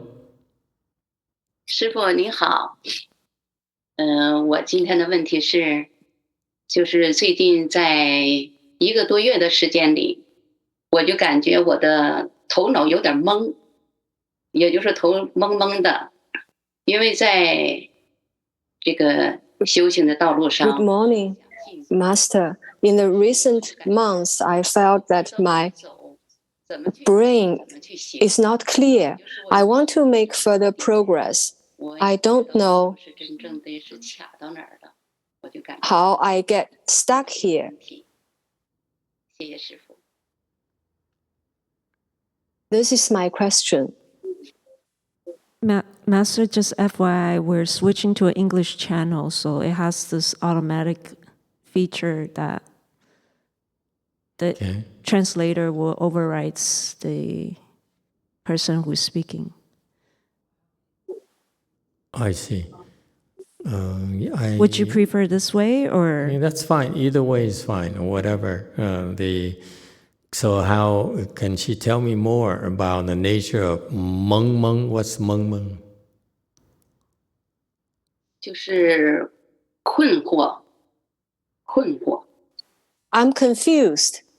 Master, my mom's means like she feels like her cultivation it got stuck, and she doesn't know where to get improved.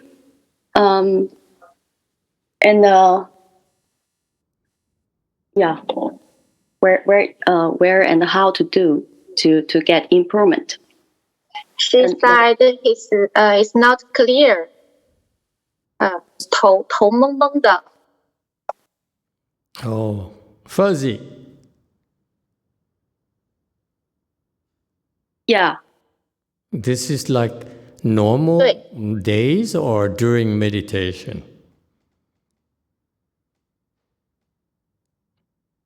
Yeah. 是平时。 During the normal days. 就是最近。 Yeah, it lasts for maybe 1 to 2 months. The last 1 or 2 months? Yes. Okay, before that, it's not the case. 之前不是这样。之前不是，就是最近在1个月左右。 Yeah, only the last one, a little bit more than 1 month. And what did she do differently a month or two? What did she start doing that's different than before?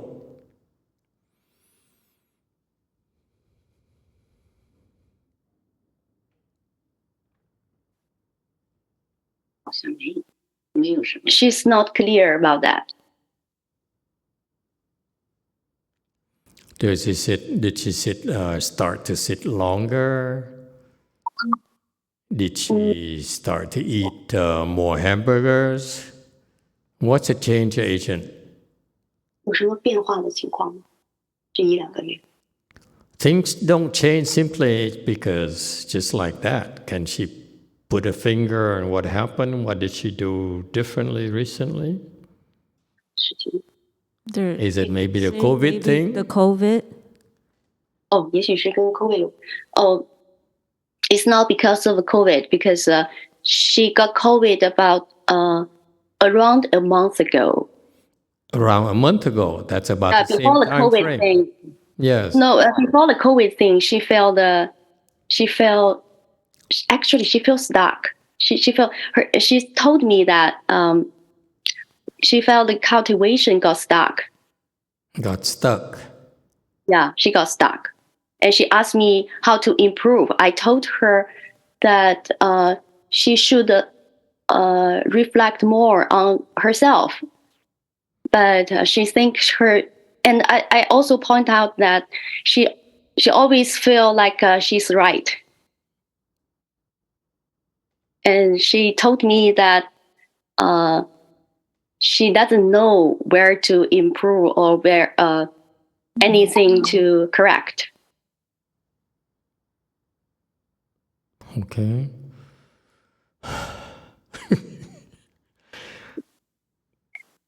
All right. I don't know either. Oh, God. Let me see. Someone bring me a crystal ball, please. I forgot to bring it.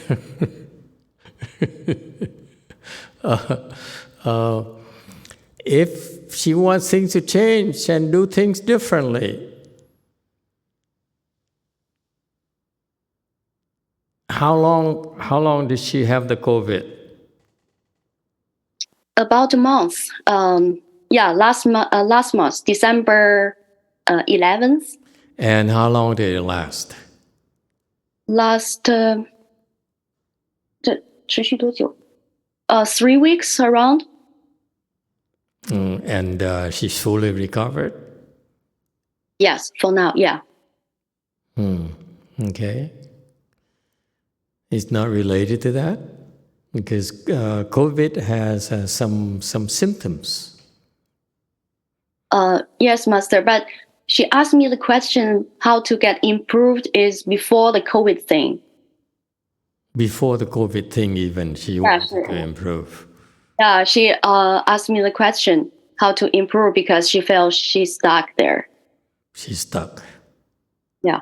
Okay. And then what she ought to do is change the environment. 就是要改变环境。Change the environment. Yeah. Change the ways of doing things. Sure. Okay. From my impression, she's been working very hard.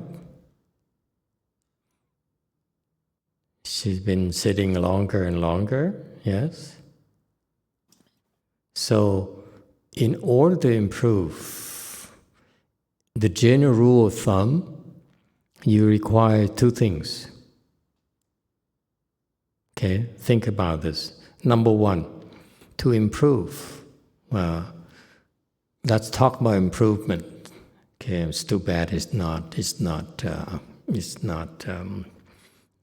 we don't have a wider audience. Improvement means you go to the next level. Yes? Next level is samadhi. For us, it's very simple. Improvement is clearly delineated. You go to the next level of samadhi. Okay? In order to go to the next level of samadhis, there are basically 2 ingredients. Okay, number 1, you have to be more vigorous. This is a secret in the Avatamsaka Sutra. When you listen to the sutra, they all say, all these world rulers in chapter number 1, the one common denominator is they are very vigorous. They diligently practice their Dharma doors. So whatever they do, they have to really diligently practice it. That's a word for vigor. That's a Chinese chant, wisdom, by the way. Chanqi, for example, is a time to be more vigorous than before. Each day, you become more and more vigorous. That's the nature of Chanqi. Is that clear? Okay, so you become more vigorous. You do more and more and more and more. You never say it's enough. Okay, so you go. That's what it takes for you to improve. So these world rulers, they diligently practice their Dharma doors. Even though they were rulers already, they are bodhisattvas, they're most likely mahasattvas already. They're even more diligent than before, than the day before.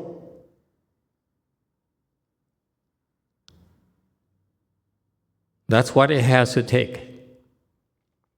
Okay? You want to change where you are right now? Be more vigorous. That's number 1. When you, let's say, you become more vigorous, you get to the next level. What does it mean? If you get to the next level, then the other side of it is that when you improve next level, that means you have more blessings.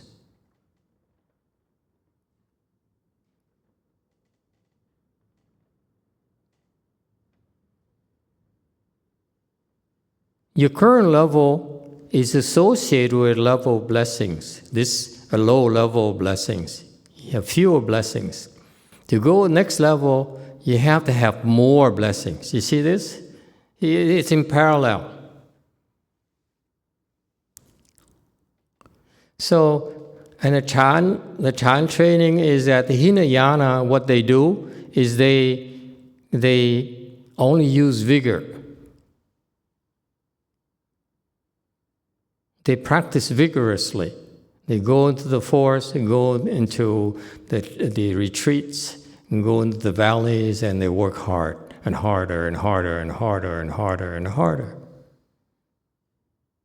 And that's how they progress.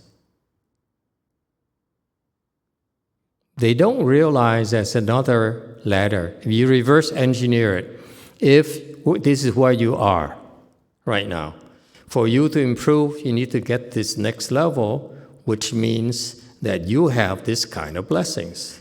Yes? So let's reverse engineer it. We are here. We want to get here. Then you have two ways. Be more vigorous or increase your blessings. Okay? If you're here. If you are more vigorous, then you will push yourself up here. This ladder. Or you can increase your blessings here, which will pull you up here. So here's what happens. You're here. If you do it like Hinayana, they become more vigorous, like doing a Chan Chi. You become more vigorous, you push yourself up here, and then you will, because you're here, everything you do will create more blessings for you. That's how the blessings level will go up here. Can you see that? Am I making sense to you? The rest of you. This is important. This is a secret about Mahayana Chan that the Hinayana do not have. And the other meditation methodologies don't have. We have this, we got this already. This is what we're doing with you.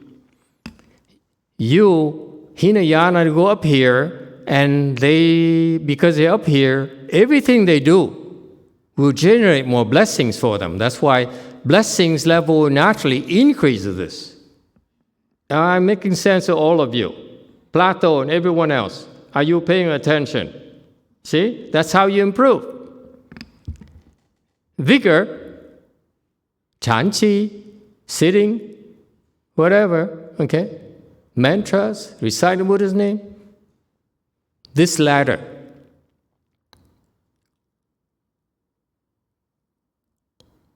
Or you create blessings here, okay?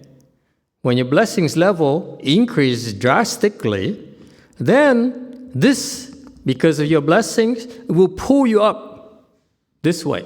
So you have two different ladders you can climb, you can use.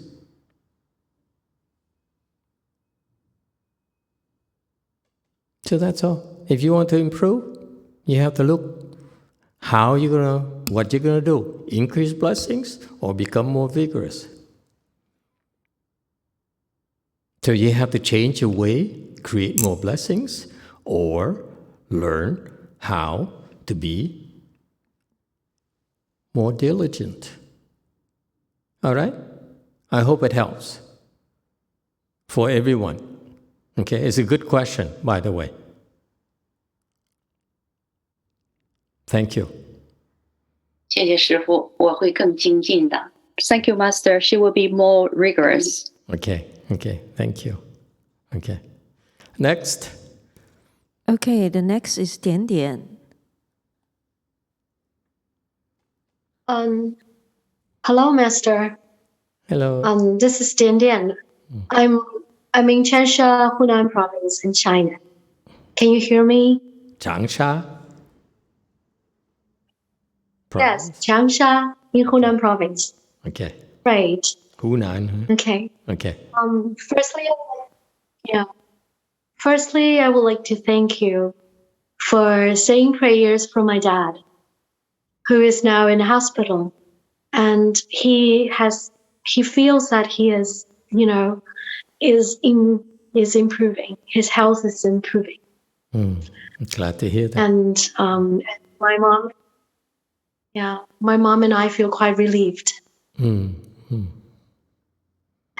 Good for him. And today's question, thank you. Thank you so much. And my question today is actually similar with Yinping's.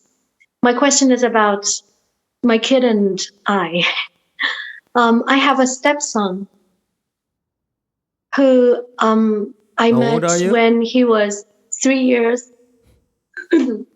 I just turned 40. Okay. Okay. And I met my stepson another 40 years, right? Okay. How old is your stepson? My stepson is 10 years old now, and I met him when he was 3 years. Okay. 3.5. All right. 3 years and a half. I actually loved him very, very much. And I took care of him, I think, very, very well. But, the kid behaved so badly. And how can just a minute. How can you love a kid who behaves so badly? Thank you for the question. I tried to bear, I tried to understand, and I tried to be patient with him. Wait. And I tried to... You like bad behaving kids or what? No, I don't like bad behaving kids. So how did you love your son when your stepson who's behaving badly? How is it possible? I think I tried to look for a lot of explanations. I tried... I'm trying to understand, is that like you're talking about loving your stepson, is that a natural, or is it that I'm supposed to love my stepson? Right. Because the kid lost his mother when he was only 3 months old. Okay. And it was really painful to the family. And when I met my husband and knew the experience and knew about the kid, I felt sympathized with the man and the kid. And that's how he got you. That's how he got you. Right. Yeah. Yeah? What? That's how he got you to love him. I think so. Besides, I love kids, because I love being with kids. I feel really happy being with kids. So, yes. So I tried to, to love him as best as I could and try to love the family. Okay. And now it's been 6 years and a half, and he actually, changed a lot, from a kid with a lot of dark side. I don't know how to interpret that, a lot of dark sides in the heart, in the mind. And to a kid that is bright, and quite have a lot of things on the sunny side. Okay. But I feel I start to burn out. I start to feel burnout. Because the kid, still says a lot of bad words and doing a lot of indecent things. Indecent and he things? couldn't control him. Like what? Yeah, like like copy a lot of indecent gestures, to people around him. Postures, gestures, and a lot of things. It's a cool thing. No? Why does he do it? Do you ask him why you do those things? His friends do it?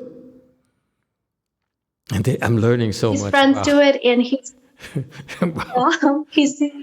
sees those things on the cell phone and on the TV, and he copies a lot, and he is just a natural learner. It's a cool thing. It's acceptable. Yeah. You think so? It's normal. Okay. But he receives a lot of criticism from people around him. Yeah. And he says a lot of things that it's irrespectable, to other people, to the family. Okay. And it's your fault. It's my fault? Yeah. Why? Why do you ask me? Actually, I want to ask you is, I don't know whether I can love him as much as I could before, because I start to feel that I don't love him that much now. I don't feel the same kind of love in my mind now. Actually, to tell the truth, I want to walk away when I see him. Oh no. So. Because I think it's, to feel this way. So you feel guilty? I don't feel guilty, but I want to feel happy. I want to feel happy in the family. And I want the family to function as normally as it used to be. Oh.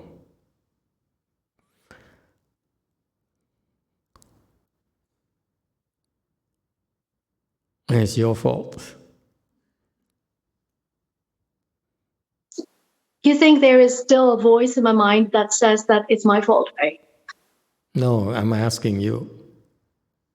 Mm-hmm. You feel it's your fault. You could be better. I think I have tried my best. You to try tell your the best? truth, I think I have tried my best. You try your best. Okay, and then what's the problem? That's all you got.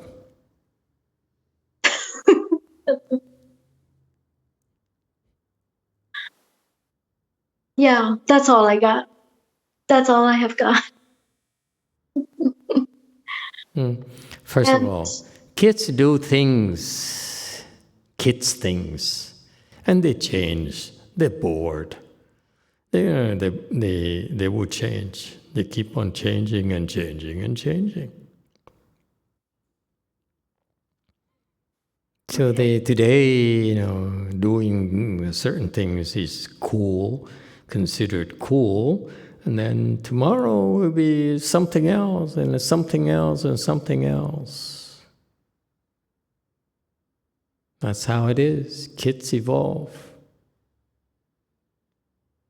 Okay. And so.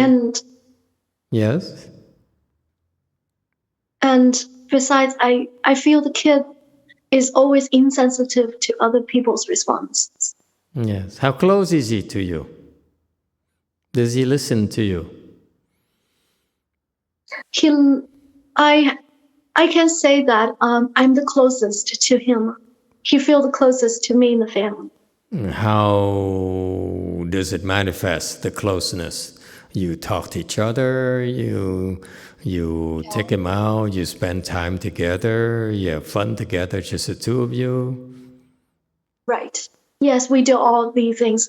And sometimes he refuses criticism from his dad, and he would, close the door and he would just talk to me. He'd rather talk to you. Okay. So he listens to you. Does he ask you for advice? Seldom. He doesn't ask for advice. He only thinks he is number one in the world. he's the best in the world. He's the most handsome one in the world. Is he? Yeah. He is. Really?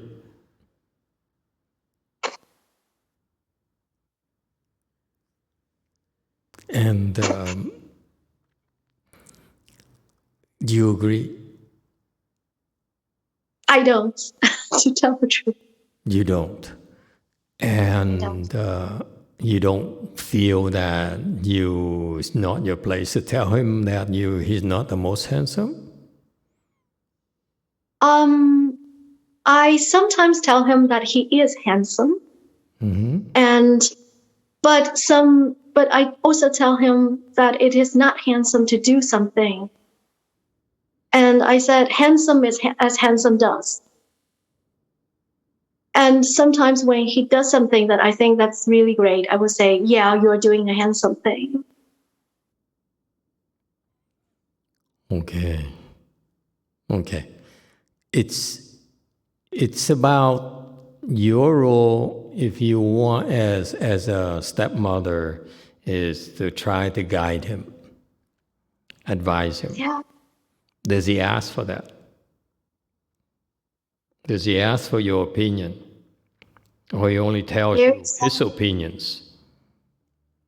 Very seldom. He seldom asks for others' opinions. He listens to himself and he does what he wants to do. Okay.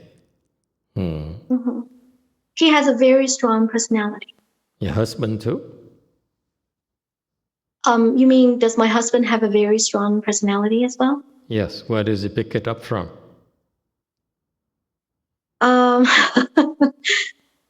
Yeah, I think he got that from his dad and his mom as well, his birth mother as well. Do we have a strong personality? Me? I don't. You don't? I don't think so. I don't. Is it why he doesn't listen to you? He only uses you to vent and to get goodies?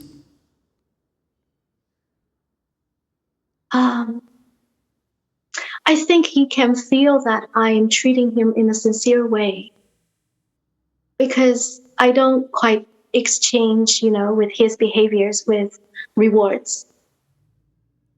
That's not the way that I learn. You don't bribe him? Yeah, I don't. No. And so he only vents with you? What? Vents. He spends time with you to complain about this, complain about that, to brag about this. That's yes, a nature. He vents. That's a nature relationship. I see. Yeah.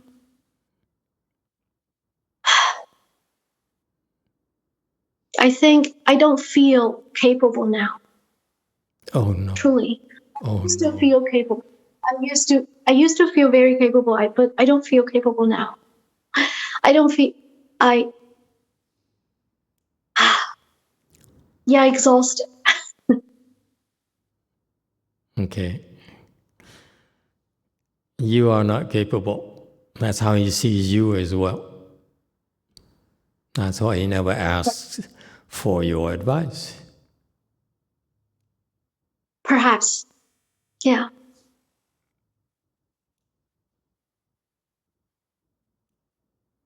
Actually, I feel the kid has a lot of things that he wants to communicate with his dad, but my husband doesn't like talking much.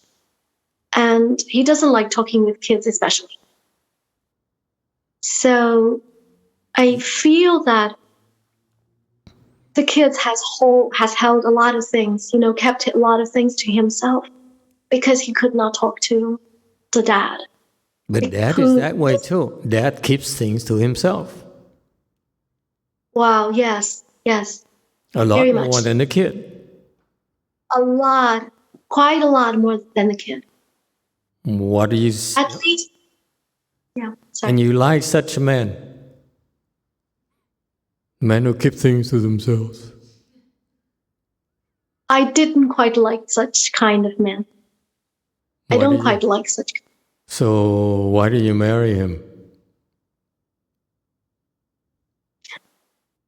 Because you feel pity for him. A little bit, but I think the most important reason was I hoped for a very secure relationship and a very secure partner in the family. And I wanted to be supported. And I wanted someone to be with me. I think Lanfang has something to add. Yes, go ahead. Sorry to interrupt, Master. Dian Dian is one of my best friends when I was in middle school, so we have been close even when I came to United States. I just want to add a little background. So like Dian Dian said, she became the stepmother when the kid was 3 years old, right? And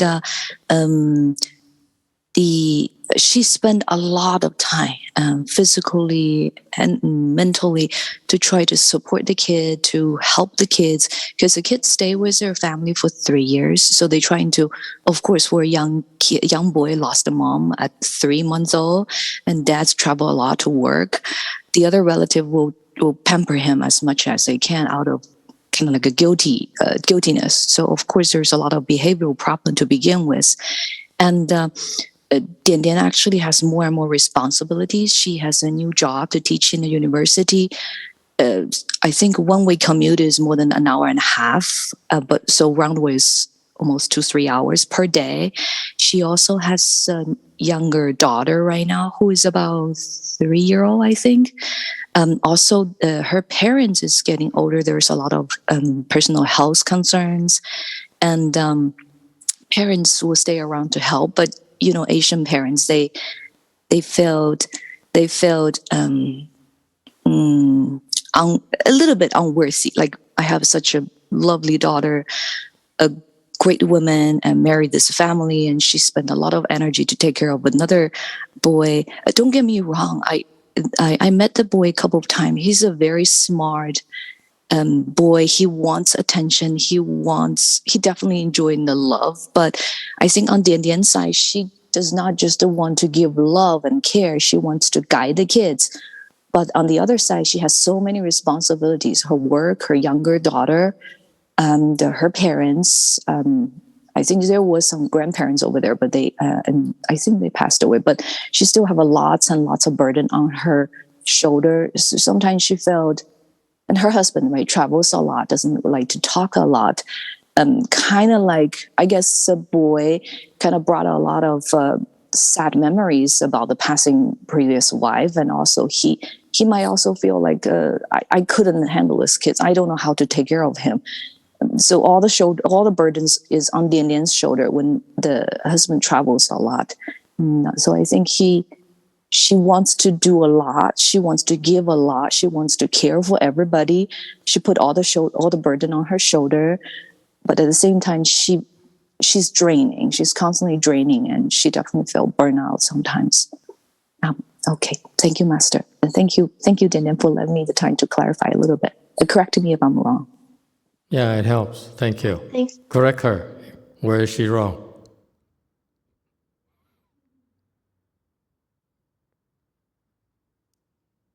师父在问你，点点，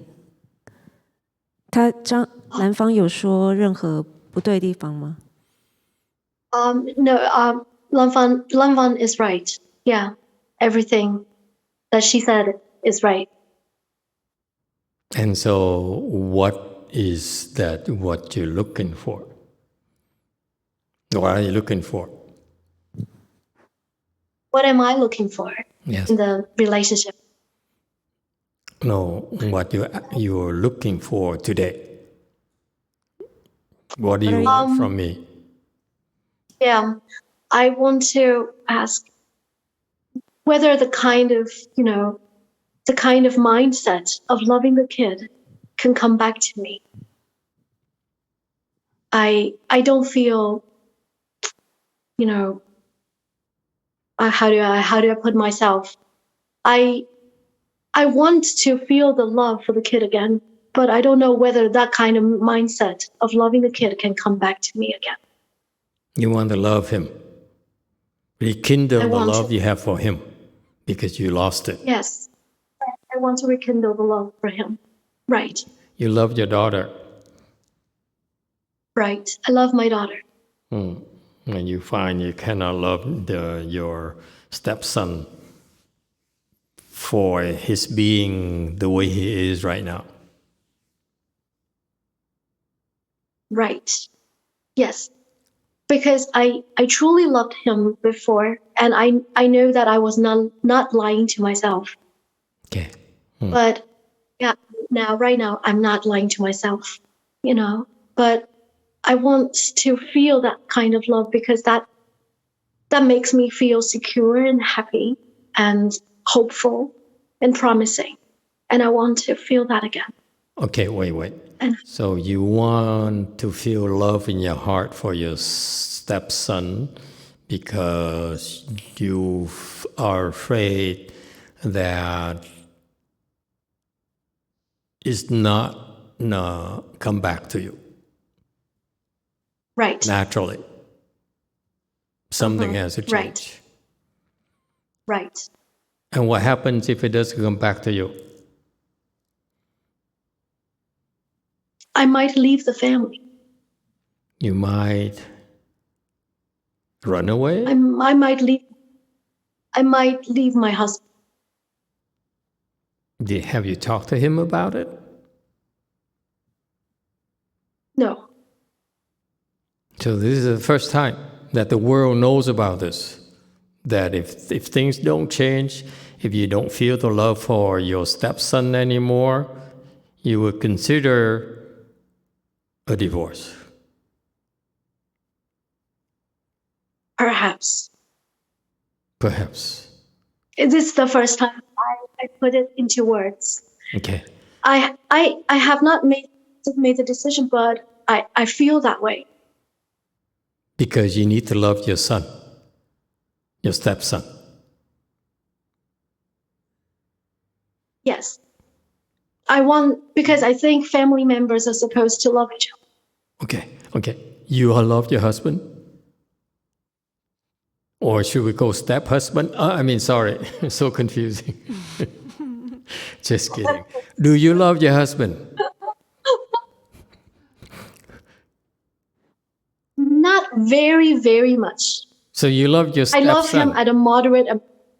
You love your stepson. I think one of the reasons you married your husband is because safety, security, and so forth, but also how much you adored your stepson. Am I correct? You're quite correct. And he needed you. You're quite correct. I think that's what happened. He needed you back then. He really needed right. you. He clung on to you. Yes. Because you replaced his mother. Yes. Right. And now he's older.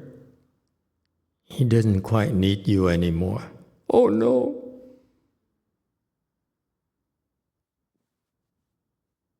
Perhaps a little bit like this. And what do you think is going to happen? You get his love back. And then forget about the husband. Husband never matter anyway. They're just there for children. Forget it. Okay. We all understand. It's clear about this. Husbands are just there on the side. Okay? Children is first for you. Okay, fine. We can live with that. Okay. Men can live with that. Okay. So let's say for the sake of the argument that you rekindle your stepson's love for you.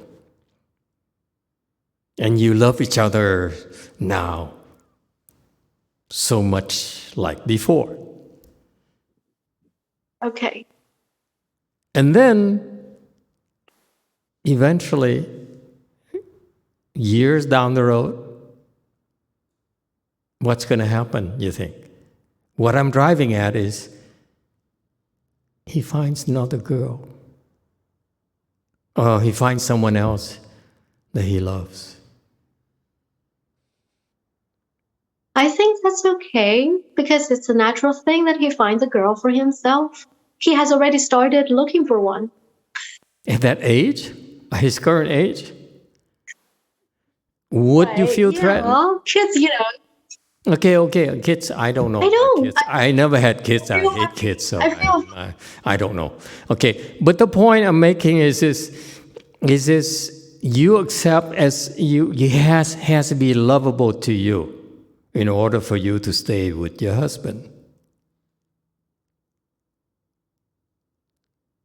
I see.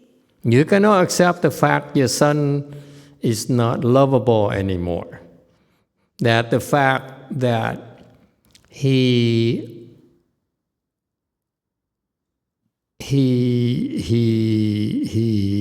doesn't need you anymore.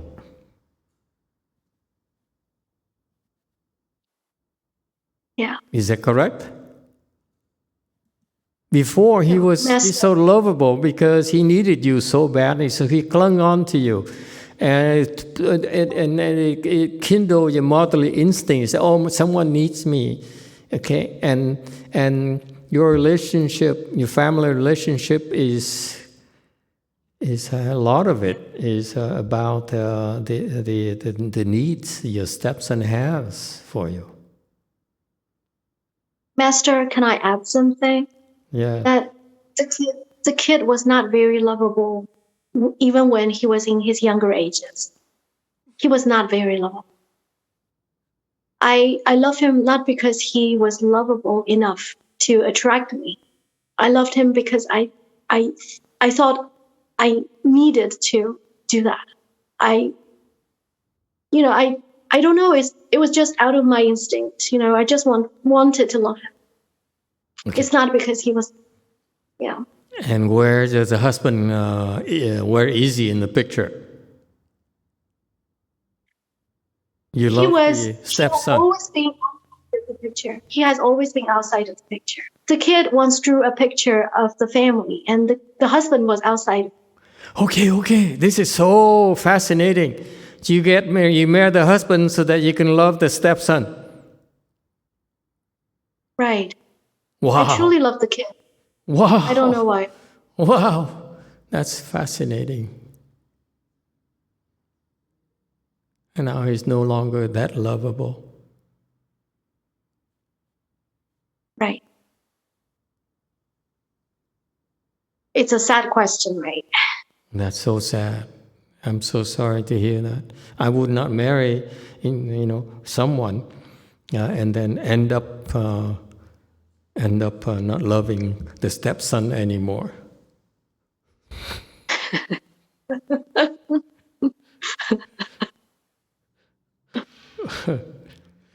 Master, what can I do? What can I do? I don't know. You abnormal. I'm abnormal. Yeah, it's like almost like midnight and you're still wide awake. Everyone else is yawning like crazy. You're wide awake because really it upsets you so much. You want to find that love in your heart. I know. You know what? How about finding another husband and loving his son? Have you thought of it? Suppose you divorce his current husband. You probably start looking for another husband who has lost his wife, who has an infant son, who will need you so much.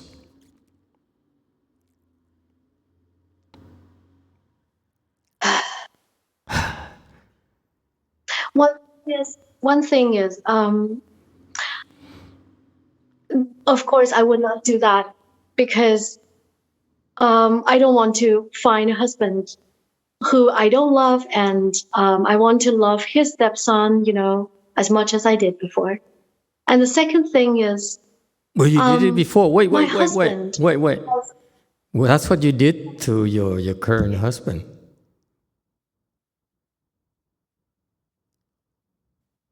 What? You married your husband because you loved the stepson. You didn't love the husband that much.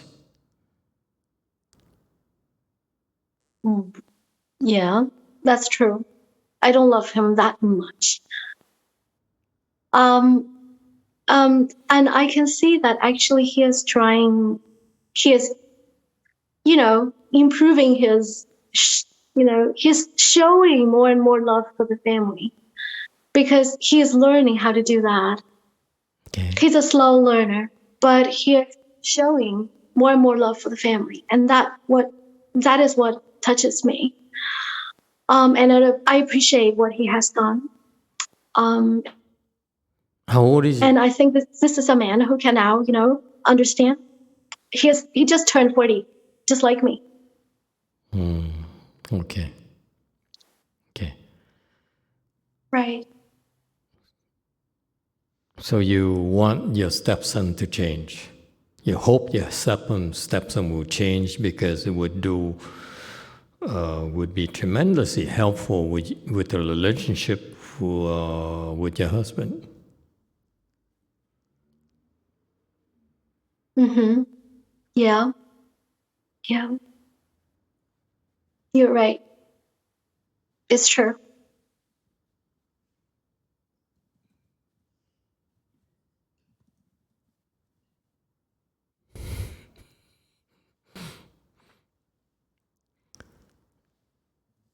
You're the one who has to change.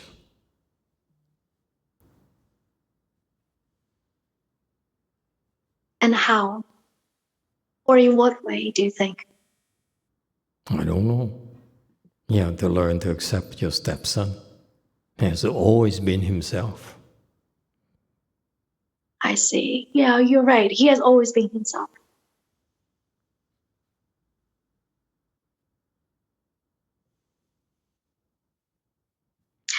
Perhaps I fear that although I constantly change myself and I try to change myself because I'm the one that feels the pain.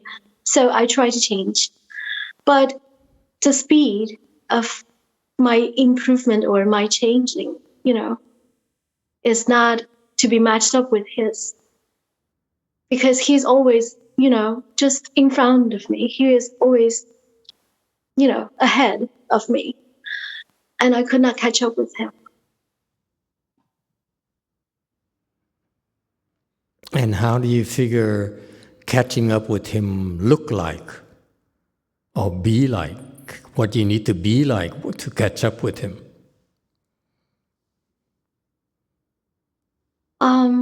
Then I would be just as flexible as he is, to be as energetic as he is, and open to everything, good or bad, decent or indecent, happy or sad, open to everything just as he does.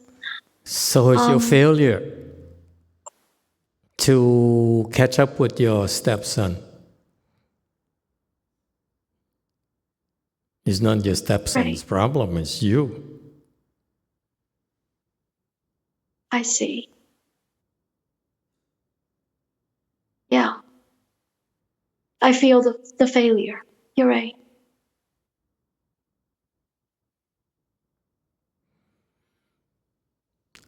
Okay.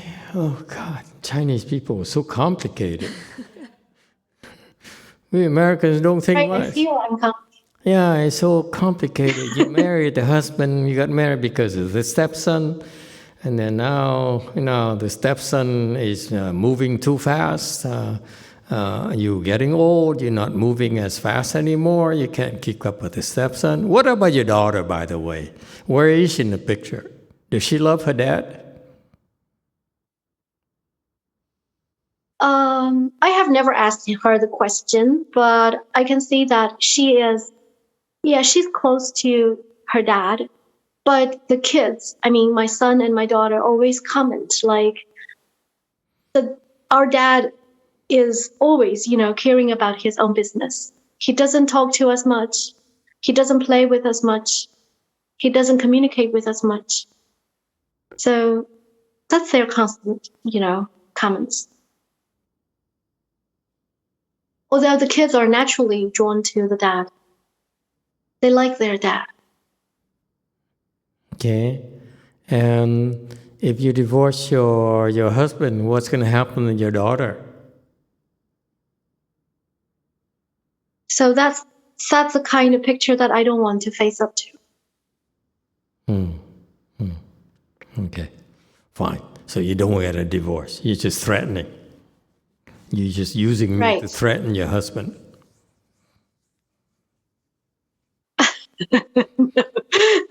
Right. You probably have this recording somewhere, and you drop, you sort of send him a link or something, and say, hey, we were talking about you. Oh no, okay. That's not gonna happen. Okay. I don't understand what you meant by keeping up with your son. There's no way you can keep up with him. I see. He's going to become the man or the boy that he wants to be. Has always been this way. The nice thing about you is you let him. Okay. And when he's becoming himself, growing into his own person, you say, whoop, I'm not sure I like you this way. You have to be the kind of person I like.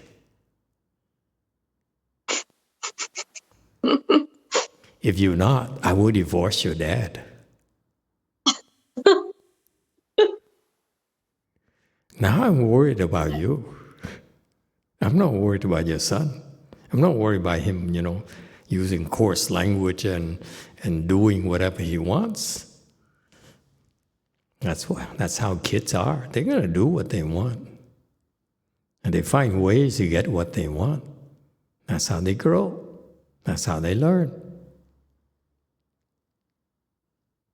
How often do you punish him? How often do I? Yeah, your stepson. How often do you punish him? If you mean like spanking or hitting, Ooh. I seldom do. Oh, I like this lady. She's so violent. I'm a violent kind of person. Okay, go. No, I mean, I seldom do that because I don't like hitting. Oh, how disappointing. So how do you teach your kid, your stepson? I talk to him. I read him stories. I draw pictures with him. I do everything with him. 10-year-old, you draw pictures with him? I just now you asked me what I do with him. Now. I do all these. No. Now, what are you doing with him? Play with him and talk with him. Okay. Treat him, with good food, everything. Okay. You just talk to him, but he doesn't listen to you. He listens, and then he does it again. Does it again. You ask him why? Right. I asked him, and he said he said he doesn't know. He doesn't know.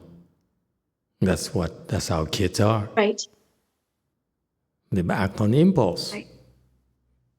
So you should consider being more strict, like beating them up, like whipping, like handcuffs. No, I won't do. Spanking. No. No? No. Is it illegal in China to do that to your children? In China, it's not a matter of being legal or not because we don't have such laws. You don't have laws. Because so it's not illegal. We don't have very specific laws about these. In the U.S., you can't do that. In the U.S., you even dare touch your kid. They call the Child Protective Services here in California, and they can come to your house and handcuff you. Right, I know. And take your child away from you. Okay, so it's not the case in China. Okay, so you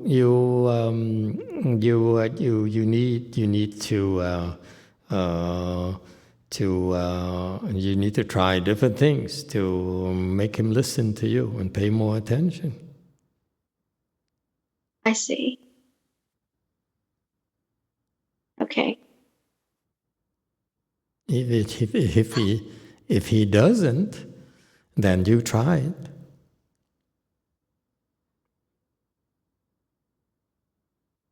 Yeah. Do you think I should stop trying?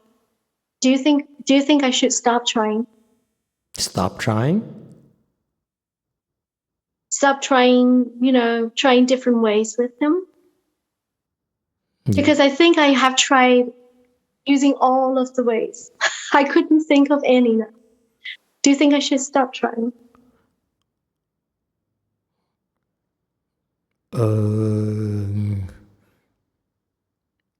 If you stop, then your relationship with your husband will suffer. Yes. Yes. Yeah. But anyhow, Master, I don't want to take up, others' time because I know that they are all here with their questions and they need your help. And I don't want to take up their time.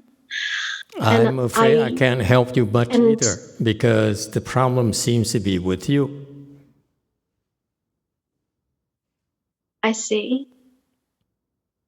Okay. The problem, Master, your expectations are strange. You have helped me.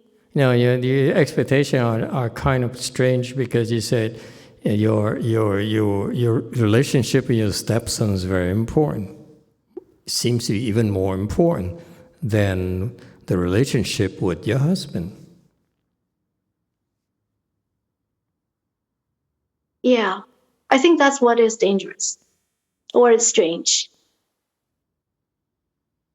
It's true. Okay. And thank you for then why don't you go to counseling with him? Have you considered going counsel between you and your stepson? The objective is to improve your relationship, your communications. And try to understand him more and help him, if he cares, to understand you more. Yeah. Okay, I will. Thank you so much, Master. Yeah, you're welcome. I'm afraid the enigma is not with your son, but is with you. I'm a little bit confused about the nature of your relationship, family relationships. I'm a little bit confused about it. Okay, it's unusual for you to place so much weight on the relationship with your stepson over your husband. I see. Okay. Okay. I'll think about it and I will seek counseling. Thank you. And counseling is just a start. You should meditate more, and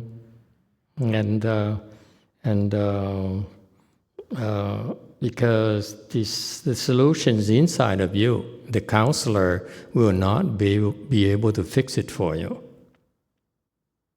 The counselor is more for your son and for you to learn a better way to communicate with each other. And you learn, a few things as learned from the counseling. But the change has to come from you. You need to see why you need to have a clear understanding where your priorities are. Okay, you to say that your marital relationships is based on the love you have for your son is not doesn't sound right. I see. Because you're right. Eventually your stepson will step away will disappear from the picture. What's going to happen to your relationship with your husband? I see. Okay. Thank you. Yeah, we can talk some more. I'm curious as to if you want to talk some more, I'd be glad to. Okay, but maybe you need more time to think about it. Okay. Okay. Okay. We talk later. Thank you. Okay. Thank you. I'm sorry I can't help you much today. Okay. Okay. Next. You have. Master, it's been 3 hours, so if we want to take one more questions, we can go down the list to have everyone talk about their questions, and Master can pick one out of the rest. Yes, we can do that, but my first reaction is that it's a lot of people. It's kind of late, and I'm not sure that if applicable to them. This is more like personal counseling than questions about Chan. I'm just curious before we go to the next person, and we can. Is it what you're expecting from this Q&A session today at all?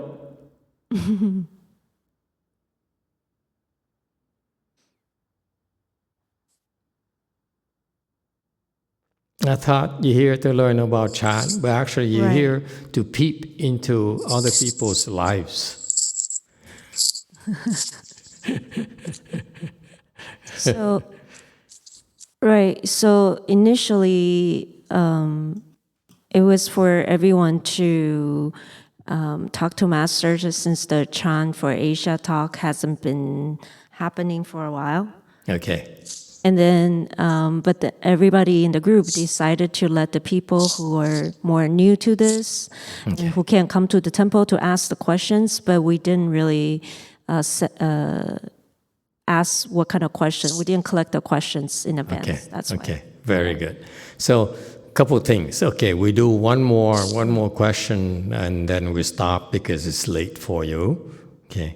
Right. We agree on that, and.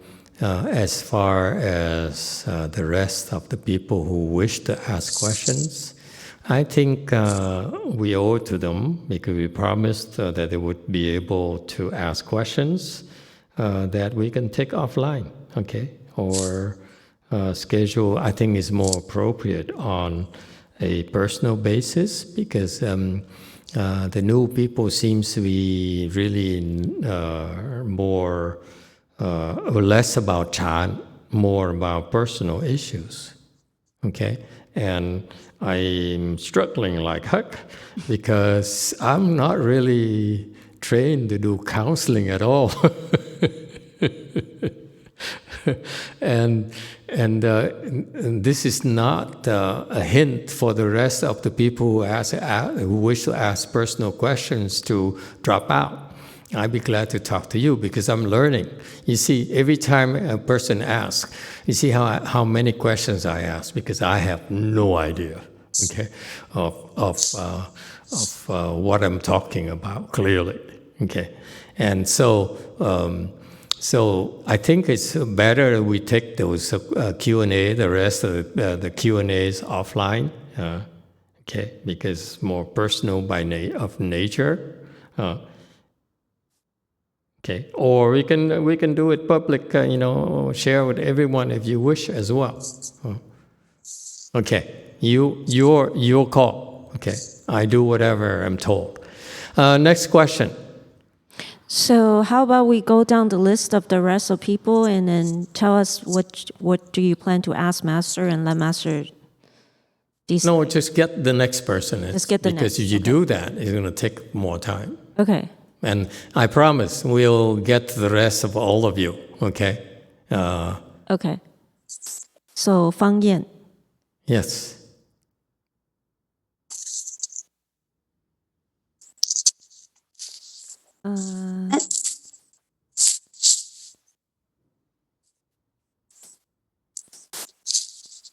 And the reason let me tell you, I'm not doing it for the sake of doing it.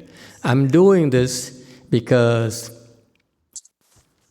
I want to learn about you. I want to learn about your culture, the difficulties you face. That's how I learn because I can't help you unless I understand more about your situation, more about your culture. So it's a learning experience for me as well. Okay, it's both ways. It's a two-way street. Okay, go ahead.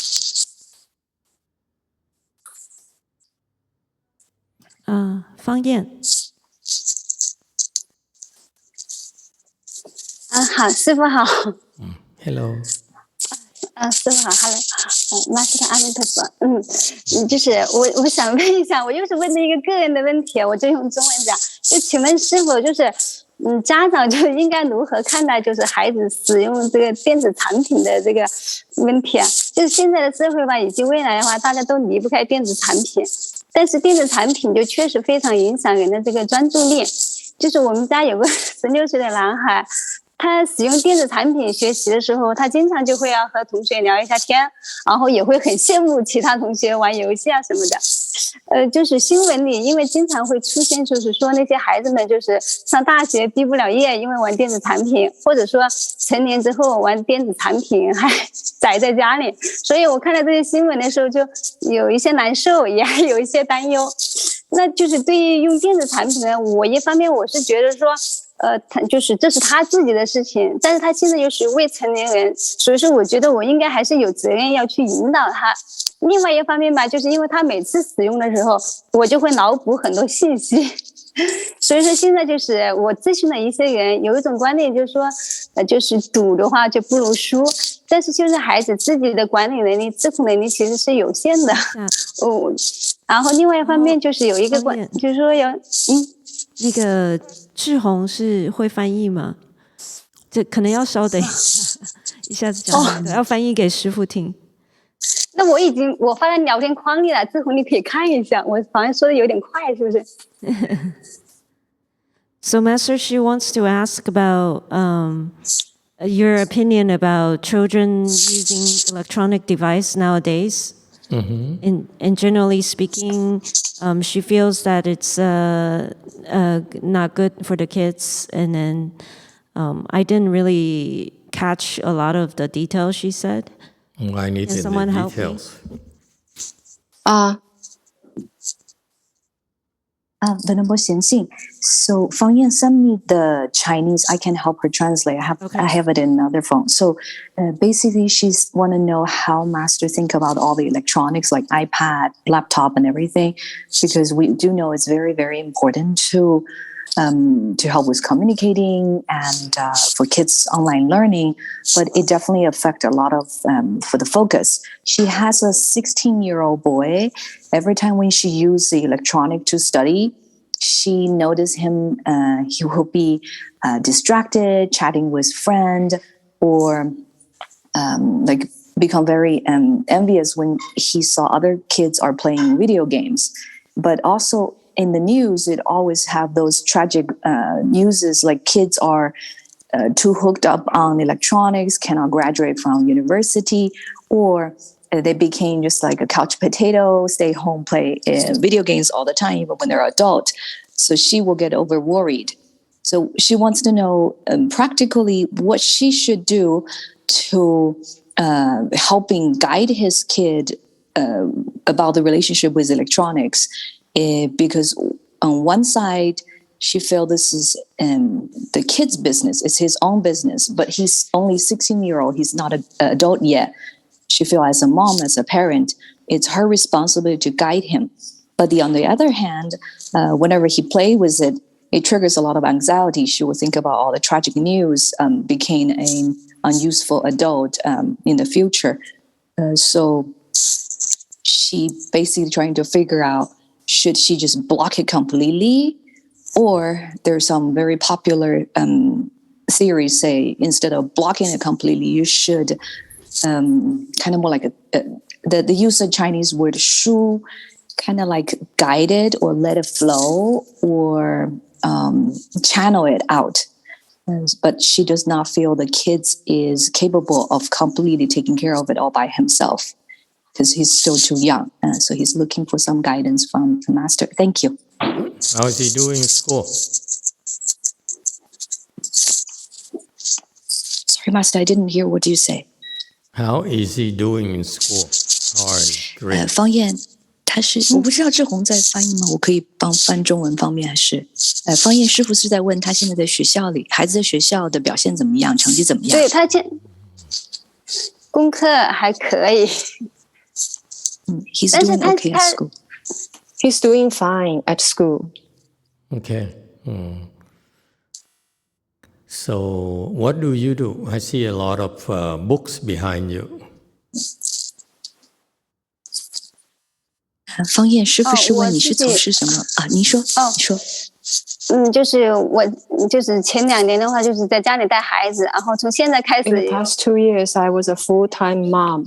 Now I'm going back out to work again. I used to work in the financial sector. 这个书我就有时候 These books, 看一下，我不太 sometimes I read them. 就是我现在做什么工作嘛，我就是。Are you asking me what I do for a living? Yeah, what are those books? Why so many books? 这些书就是我一直比较喜欢看书，然后 I like reading books. Okay. There are different kinds of books. Books about how to educate children, books about business, how to run a business, and books about my professional field. But I don't think I have wisdom. And how come she reads books and she doesn't read them online?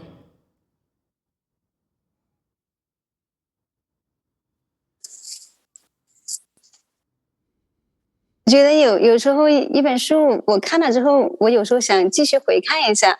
Sometimes when I read a book, I want to read it again.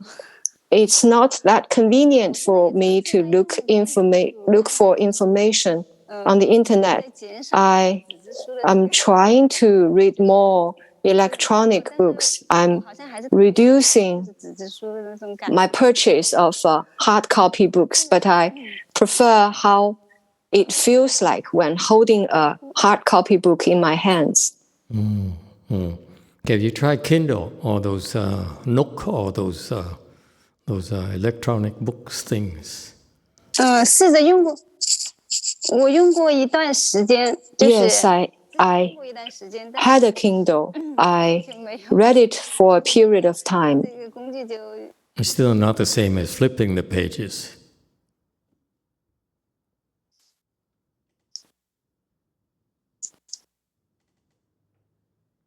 对，我觉得是不一样的。What does your husband do? 他是你的先生，你是做财务，他是做财务咨询的。He is financial counseling. Counseling, okay. Financial planning, maybe. 就是财务顾问，Financial planning. 就是给公司做，就是给公司做财务咨询，就是给。He provides financial advice, financial consulting for businesses, for companies. Oh, so he's a smart one. So they're both in finances. Okay.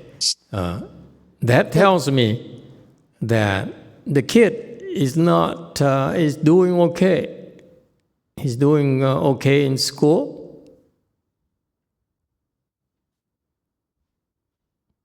对，是的。Yes, he's doing okay. He's getting along well with you. 就是如果我不管他使用电子产品就还很好。If I don't intervene on his using these electronic products, it's okay. If I try to make rules on how he can use those electronic products, he would not be happy. Ah, okay.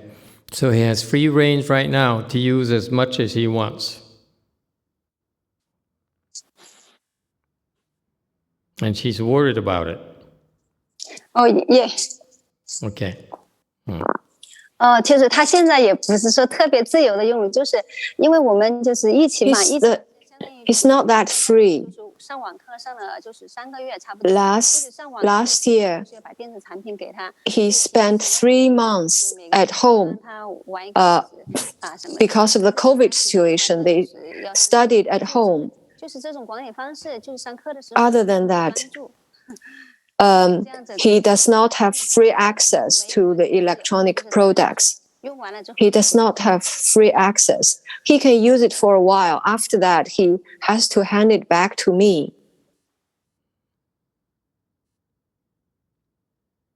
Okay. So her question is, should she continue to do that, or should she be more lax about it, right? 是说孩子吗？孩子的意思就是说，对他可能觉得这样子也可以，但是我就觉得说你要玩，对吧？ The child thinks it's okay, but my attitude is he should be more focused. When you play, you play. But when you study, you should not get yourself distracted by looking at the electronic products. I don't know how should I manage his access to the electronic products. Should I be more lax or should I be more strict? I don't know. I don't think it's easier for me to move in both directions. I don't know to what point or to what degree should I move, and I don't know what is the proper way to provide guidance. There's no proper way at all, because the electronic world there is evolving very, very fast. Okay, it's more than you. Nowadays, you have to contend with AI. Now many of them are aggressively using AI to to extend their reach and increase their effectiveness. So there's no way you can keep up with the AI.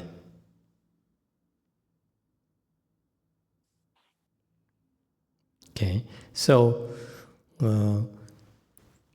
with all this information, I feel that you should not worry too much. Okay, your kid is doing fine. You decided to restrict his access, and it seems to be working. Then continue.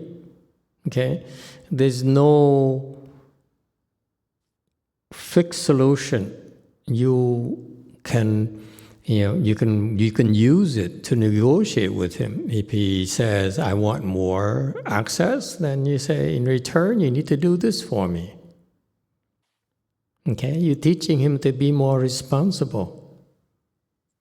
Okay, instead of just having a fixed rule, says, I give you 2 hours and stuff like that, I would use it more. You hear about those things where parents say 2 hours maximum per day and so forth. It's fine, but your kid is at the age, he's old enough now, you can start to use it to teach him in terms of negotiating, in terms of communicating, in terms of sharing. This is what you want to do. I think it could both bad and good, depending on how you use it. There's plenty of good information. For example, most of my time now is used on either my phone or my PC. I hardly use hard copies anymore. Why? Because it's so much faster for me to look up things online. The reach is incredible nowadays. It's a lot faster, it's a lot more convenient for me to look for information online than flipping through the pages. It's like infinitely faster. Okay, so to me, it's very useful. if you don't get caught in the bad stuff out there. Okay, so I don't think you should worry so much about the electronic thing as a way of life. It's economically speaking, and the books, people like you who love to touch books will die. The market is very limited. Okay, so the information base is on online. It's not going to be on the hard books anymore. So you have to let go of that attachment, that fear of the online thing. Okay, instead you should step back a little bit. Instead of trying to be so forceful and be so controlling and say, these are the fixed rules. Instead, you should be watching behaviors. If he exhibits negative behaviors, then you should adapt. You should try to fix it.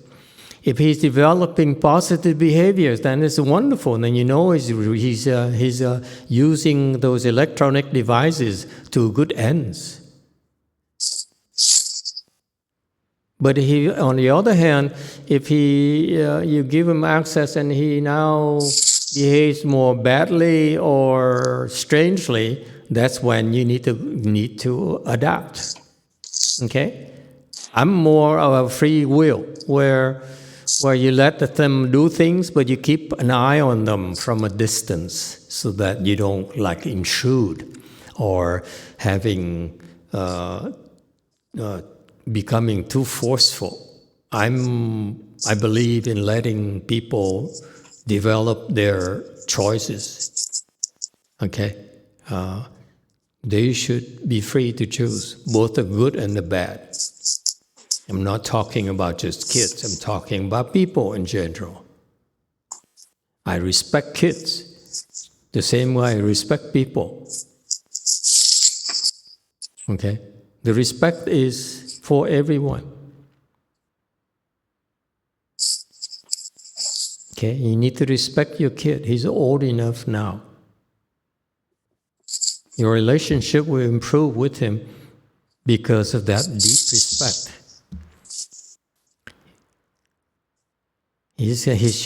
He'll be at the age where soon he'll be at the age where he'll have to make decisions for himself, and you won't be around anymore. He won't listen to you anymore.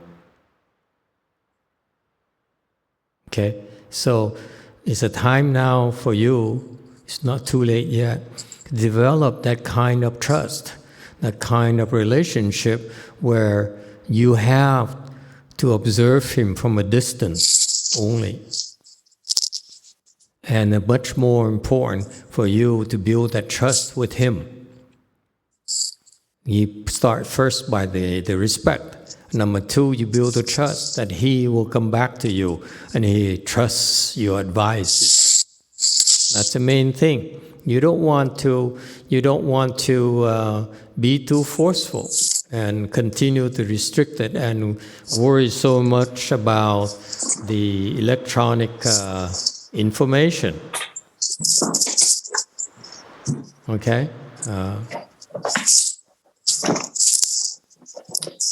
好的，好的，谢谢师傅 ，Thank you. All right. Okay. Thank you, Master. Okay, everyone. Why do I feel so useless and so old? I said, oh my God, I don't know what's happening in the world anymore. And I hear your concerns. The thing about Fang Yin is that you still too old school. You worry too much. Okay, you should allow your kid to make mistake, and it's okay. We all make mistakes. That's how we learn. You have to not be so scared that you become overprotective. He has to get hurt. I don't know about you, but for students, I inflict a lot of pain upon them for some reason. And I observe how they react to the pain. Okay? Fang Yen, I hope this is not just you, for all of you. When you raise children, you teach children, you cannot be overprotective. You have to give them the freedom of choices, let them choose, and only guide them if they ask for it. Okay? Because to me, in her case, her kid seems to be smart enough. He's doing well in school. He's getting good grades, and he's getting along with his parents. So I don't see why she has to be so forceful and so strict.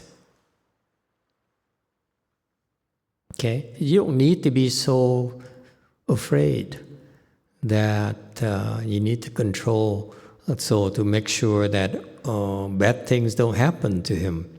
It's not that. What's much more important is for him to talk to you, to build that communications, that trust, and to make yourself available when he needs help. And that's how your relationship must be based on. Okay? Don't be afraid. Let him suffer. It's part of learning. What we all try so hard to deny is that this is how most of us learn. We learn a lot more from our failures than from our successes.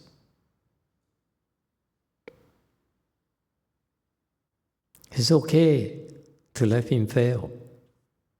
Okay? It's much more important for you as parents is for him to come back to you, to be there when they need help.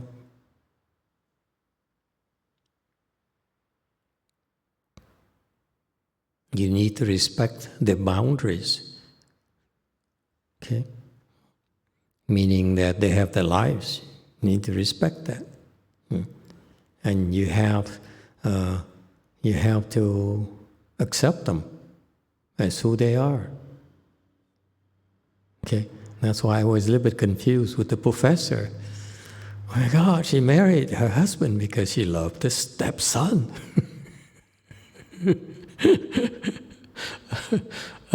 It's interesting.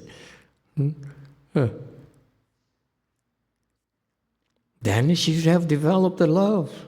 That's okay. Whatever works for you. I respect that. Okay? Don't be so controlling. Don't be such a control freak. Okay? Let me alleviate your fears. Your son is doing fine. That should be comfortable for you to know that he's making the right choices so far. And you're doing fine so far. What you can improve upon is to get rid of that fear right there, get rid of the fear that he's going to get hurt. Okay? So loosen up your controls. It would make your son happier. If he's scattered, he'll learn. And if you're worried he's scattered, teach him to meditate. It's one of the things. You hear, because you learn meditation, one of the best things all of you can do for your children is to trick them or find ways to get them to meditate with you. It's a lifelong skill that they can use. I don't know about you, but meditation is my life. Everything I do is meditation.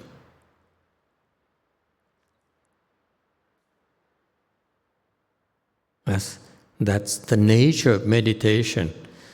To live is to meditate. I don't know anyone ever told you that. Because that's why what you're learning right now is so important. You're learning you develop a skill for yourself. That's called meditation. It's called Chan. And the better you are at Chan, folks, the better you live. The better your life will become. Ting Ting is laughing, saying, I don't know about this. It sounds like a sales pitch. Yeah. Okay. The point here is that if you worry about your children, you worry about the people you love, get them to meditate. Introduce meditation, and don't be forceful. You get them, you wait for the right chance, and then you expose them to it. Okay? And if they have some meditation skills, it's something that will be part of their toolbox the rest of their lives. Okay? Why so important? Because when you are at the end of your rope, when you have no more, you can't go no more, that's when you can always turn to meditation.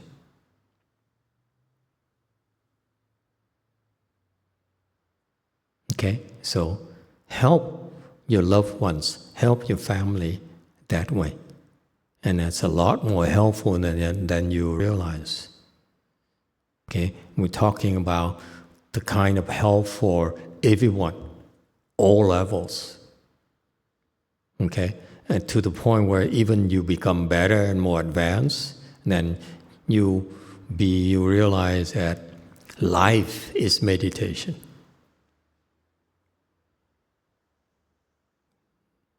The quality of life is the level of meditation.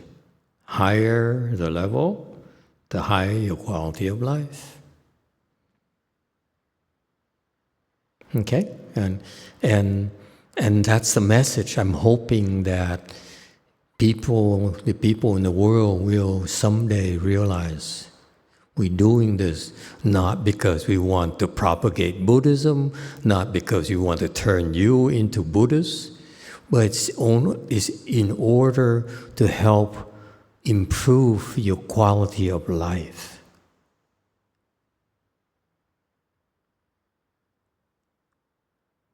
The better way to improve your quality of life for all of you is to meditate better and continue to improve your Chan skills.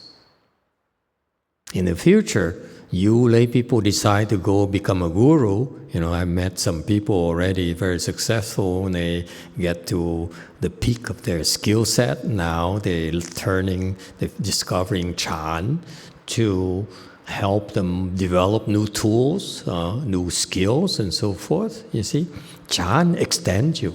Chan will enhance and complement and help you develop much more skills. That's life right there. Life evolves.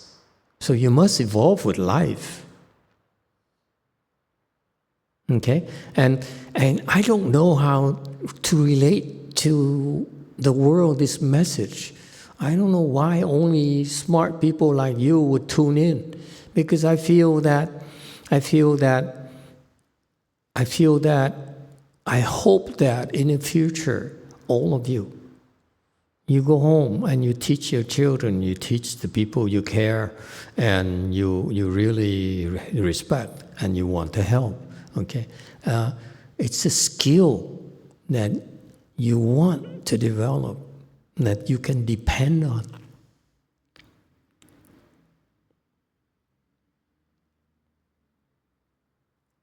That's why we're doing this. We're doing this because my emphasis right now is training in the Sangha, who then become trainers themselves. But in the future, also you can be your own gurus, or you can be your public gurus and have your own followers, okay? Or you can be your private gurus and have your own family, You know, it benefits your families and friends.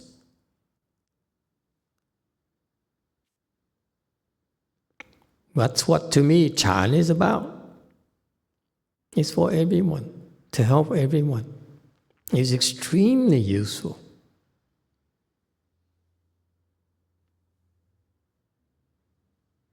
Okay? And then you have this network of people who can, you know, tune in like this and talk to each other, ask questions, put it on the bulletin boards and so forth.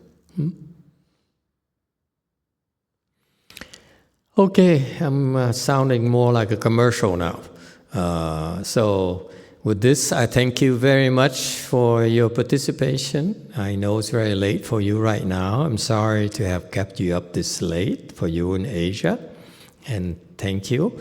And we can, I'm sure Master Xin will make arrangements for us to address the questions from the people on the list.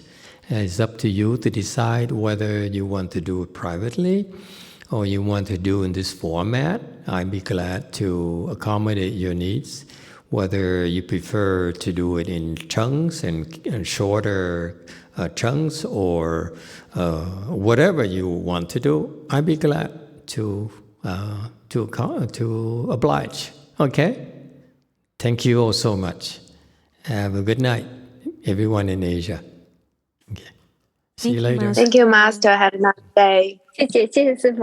Okay. Thank you, Master. Thank you, Master. 谢谢。 Thank you, Master. 再见。Okay, thank you everyone. We'll see you later. Okay. And good night. Yeah. All of a sudden I became a counselor. Yeah, sorry, Master.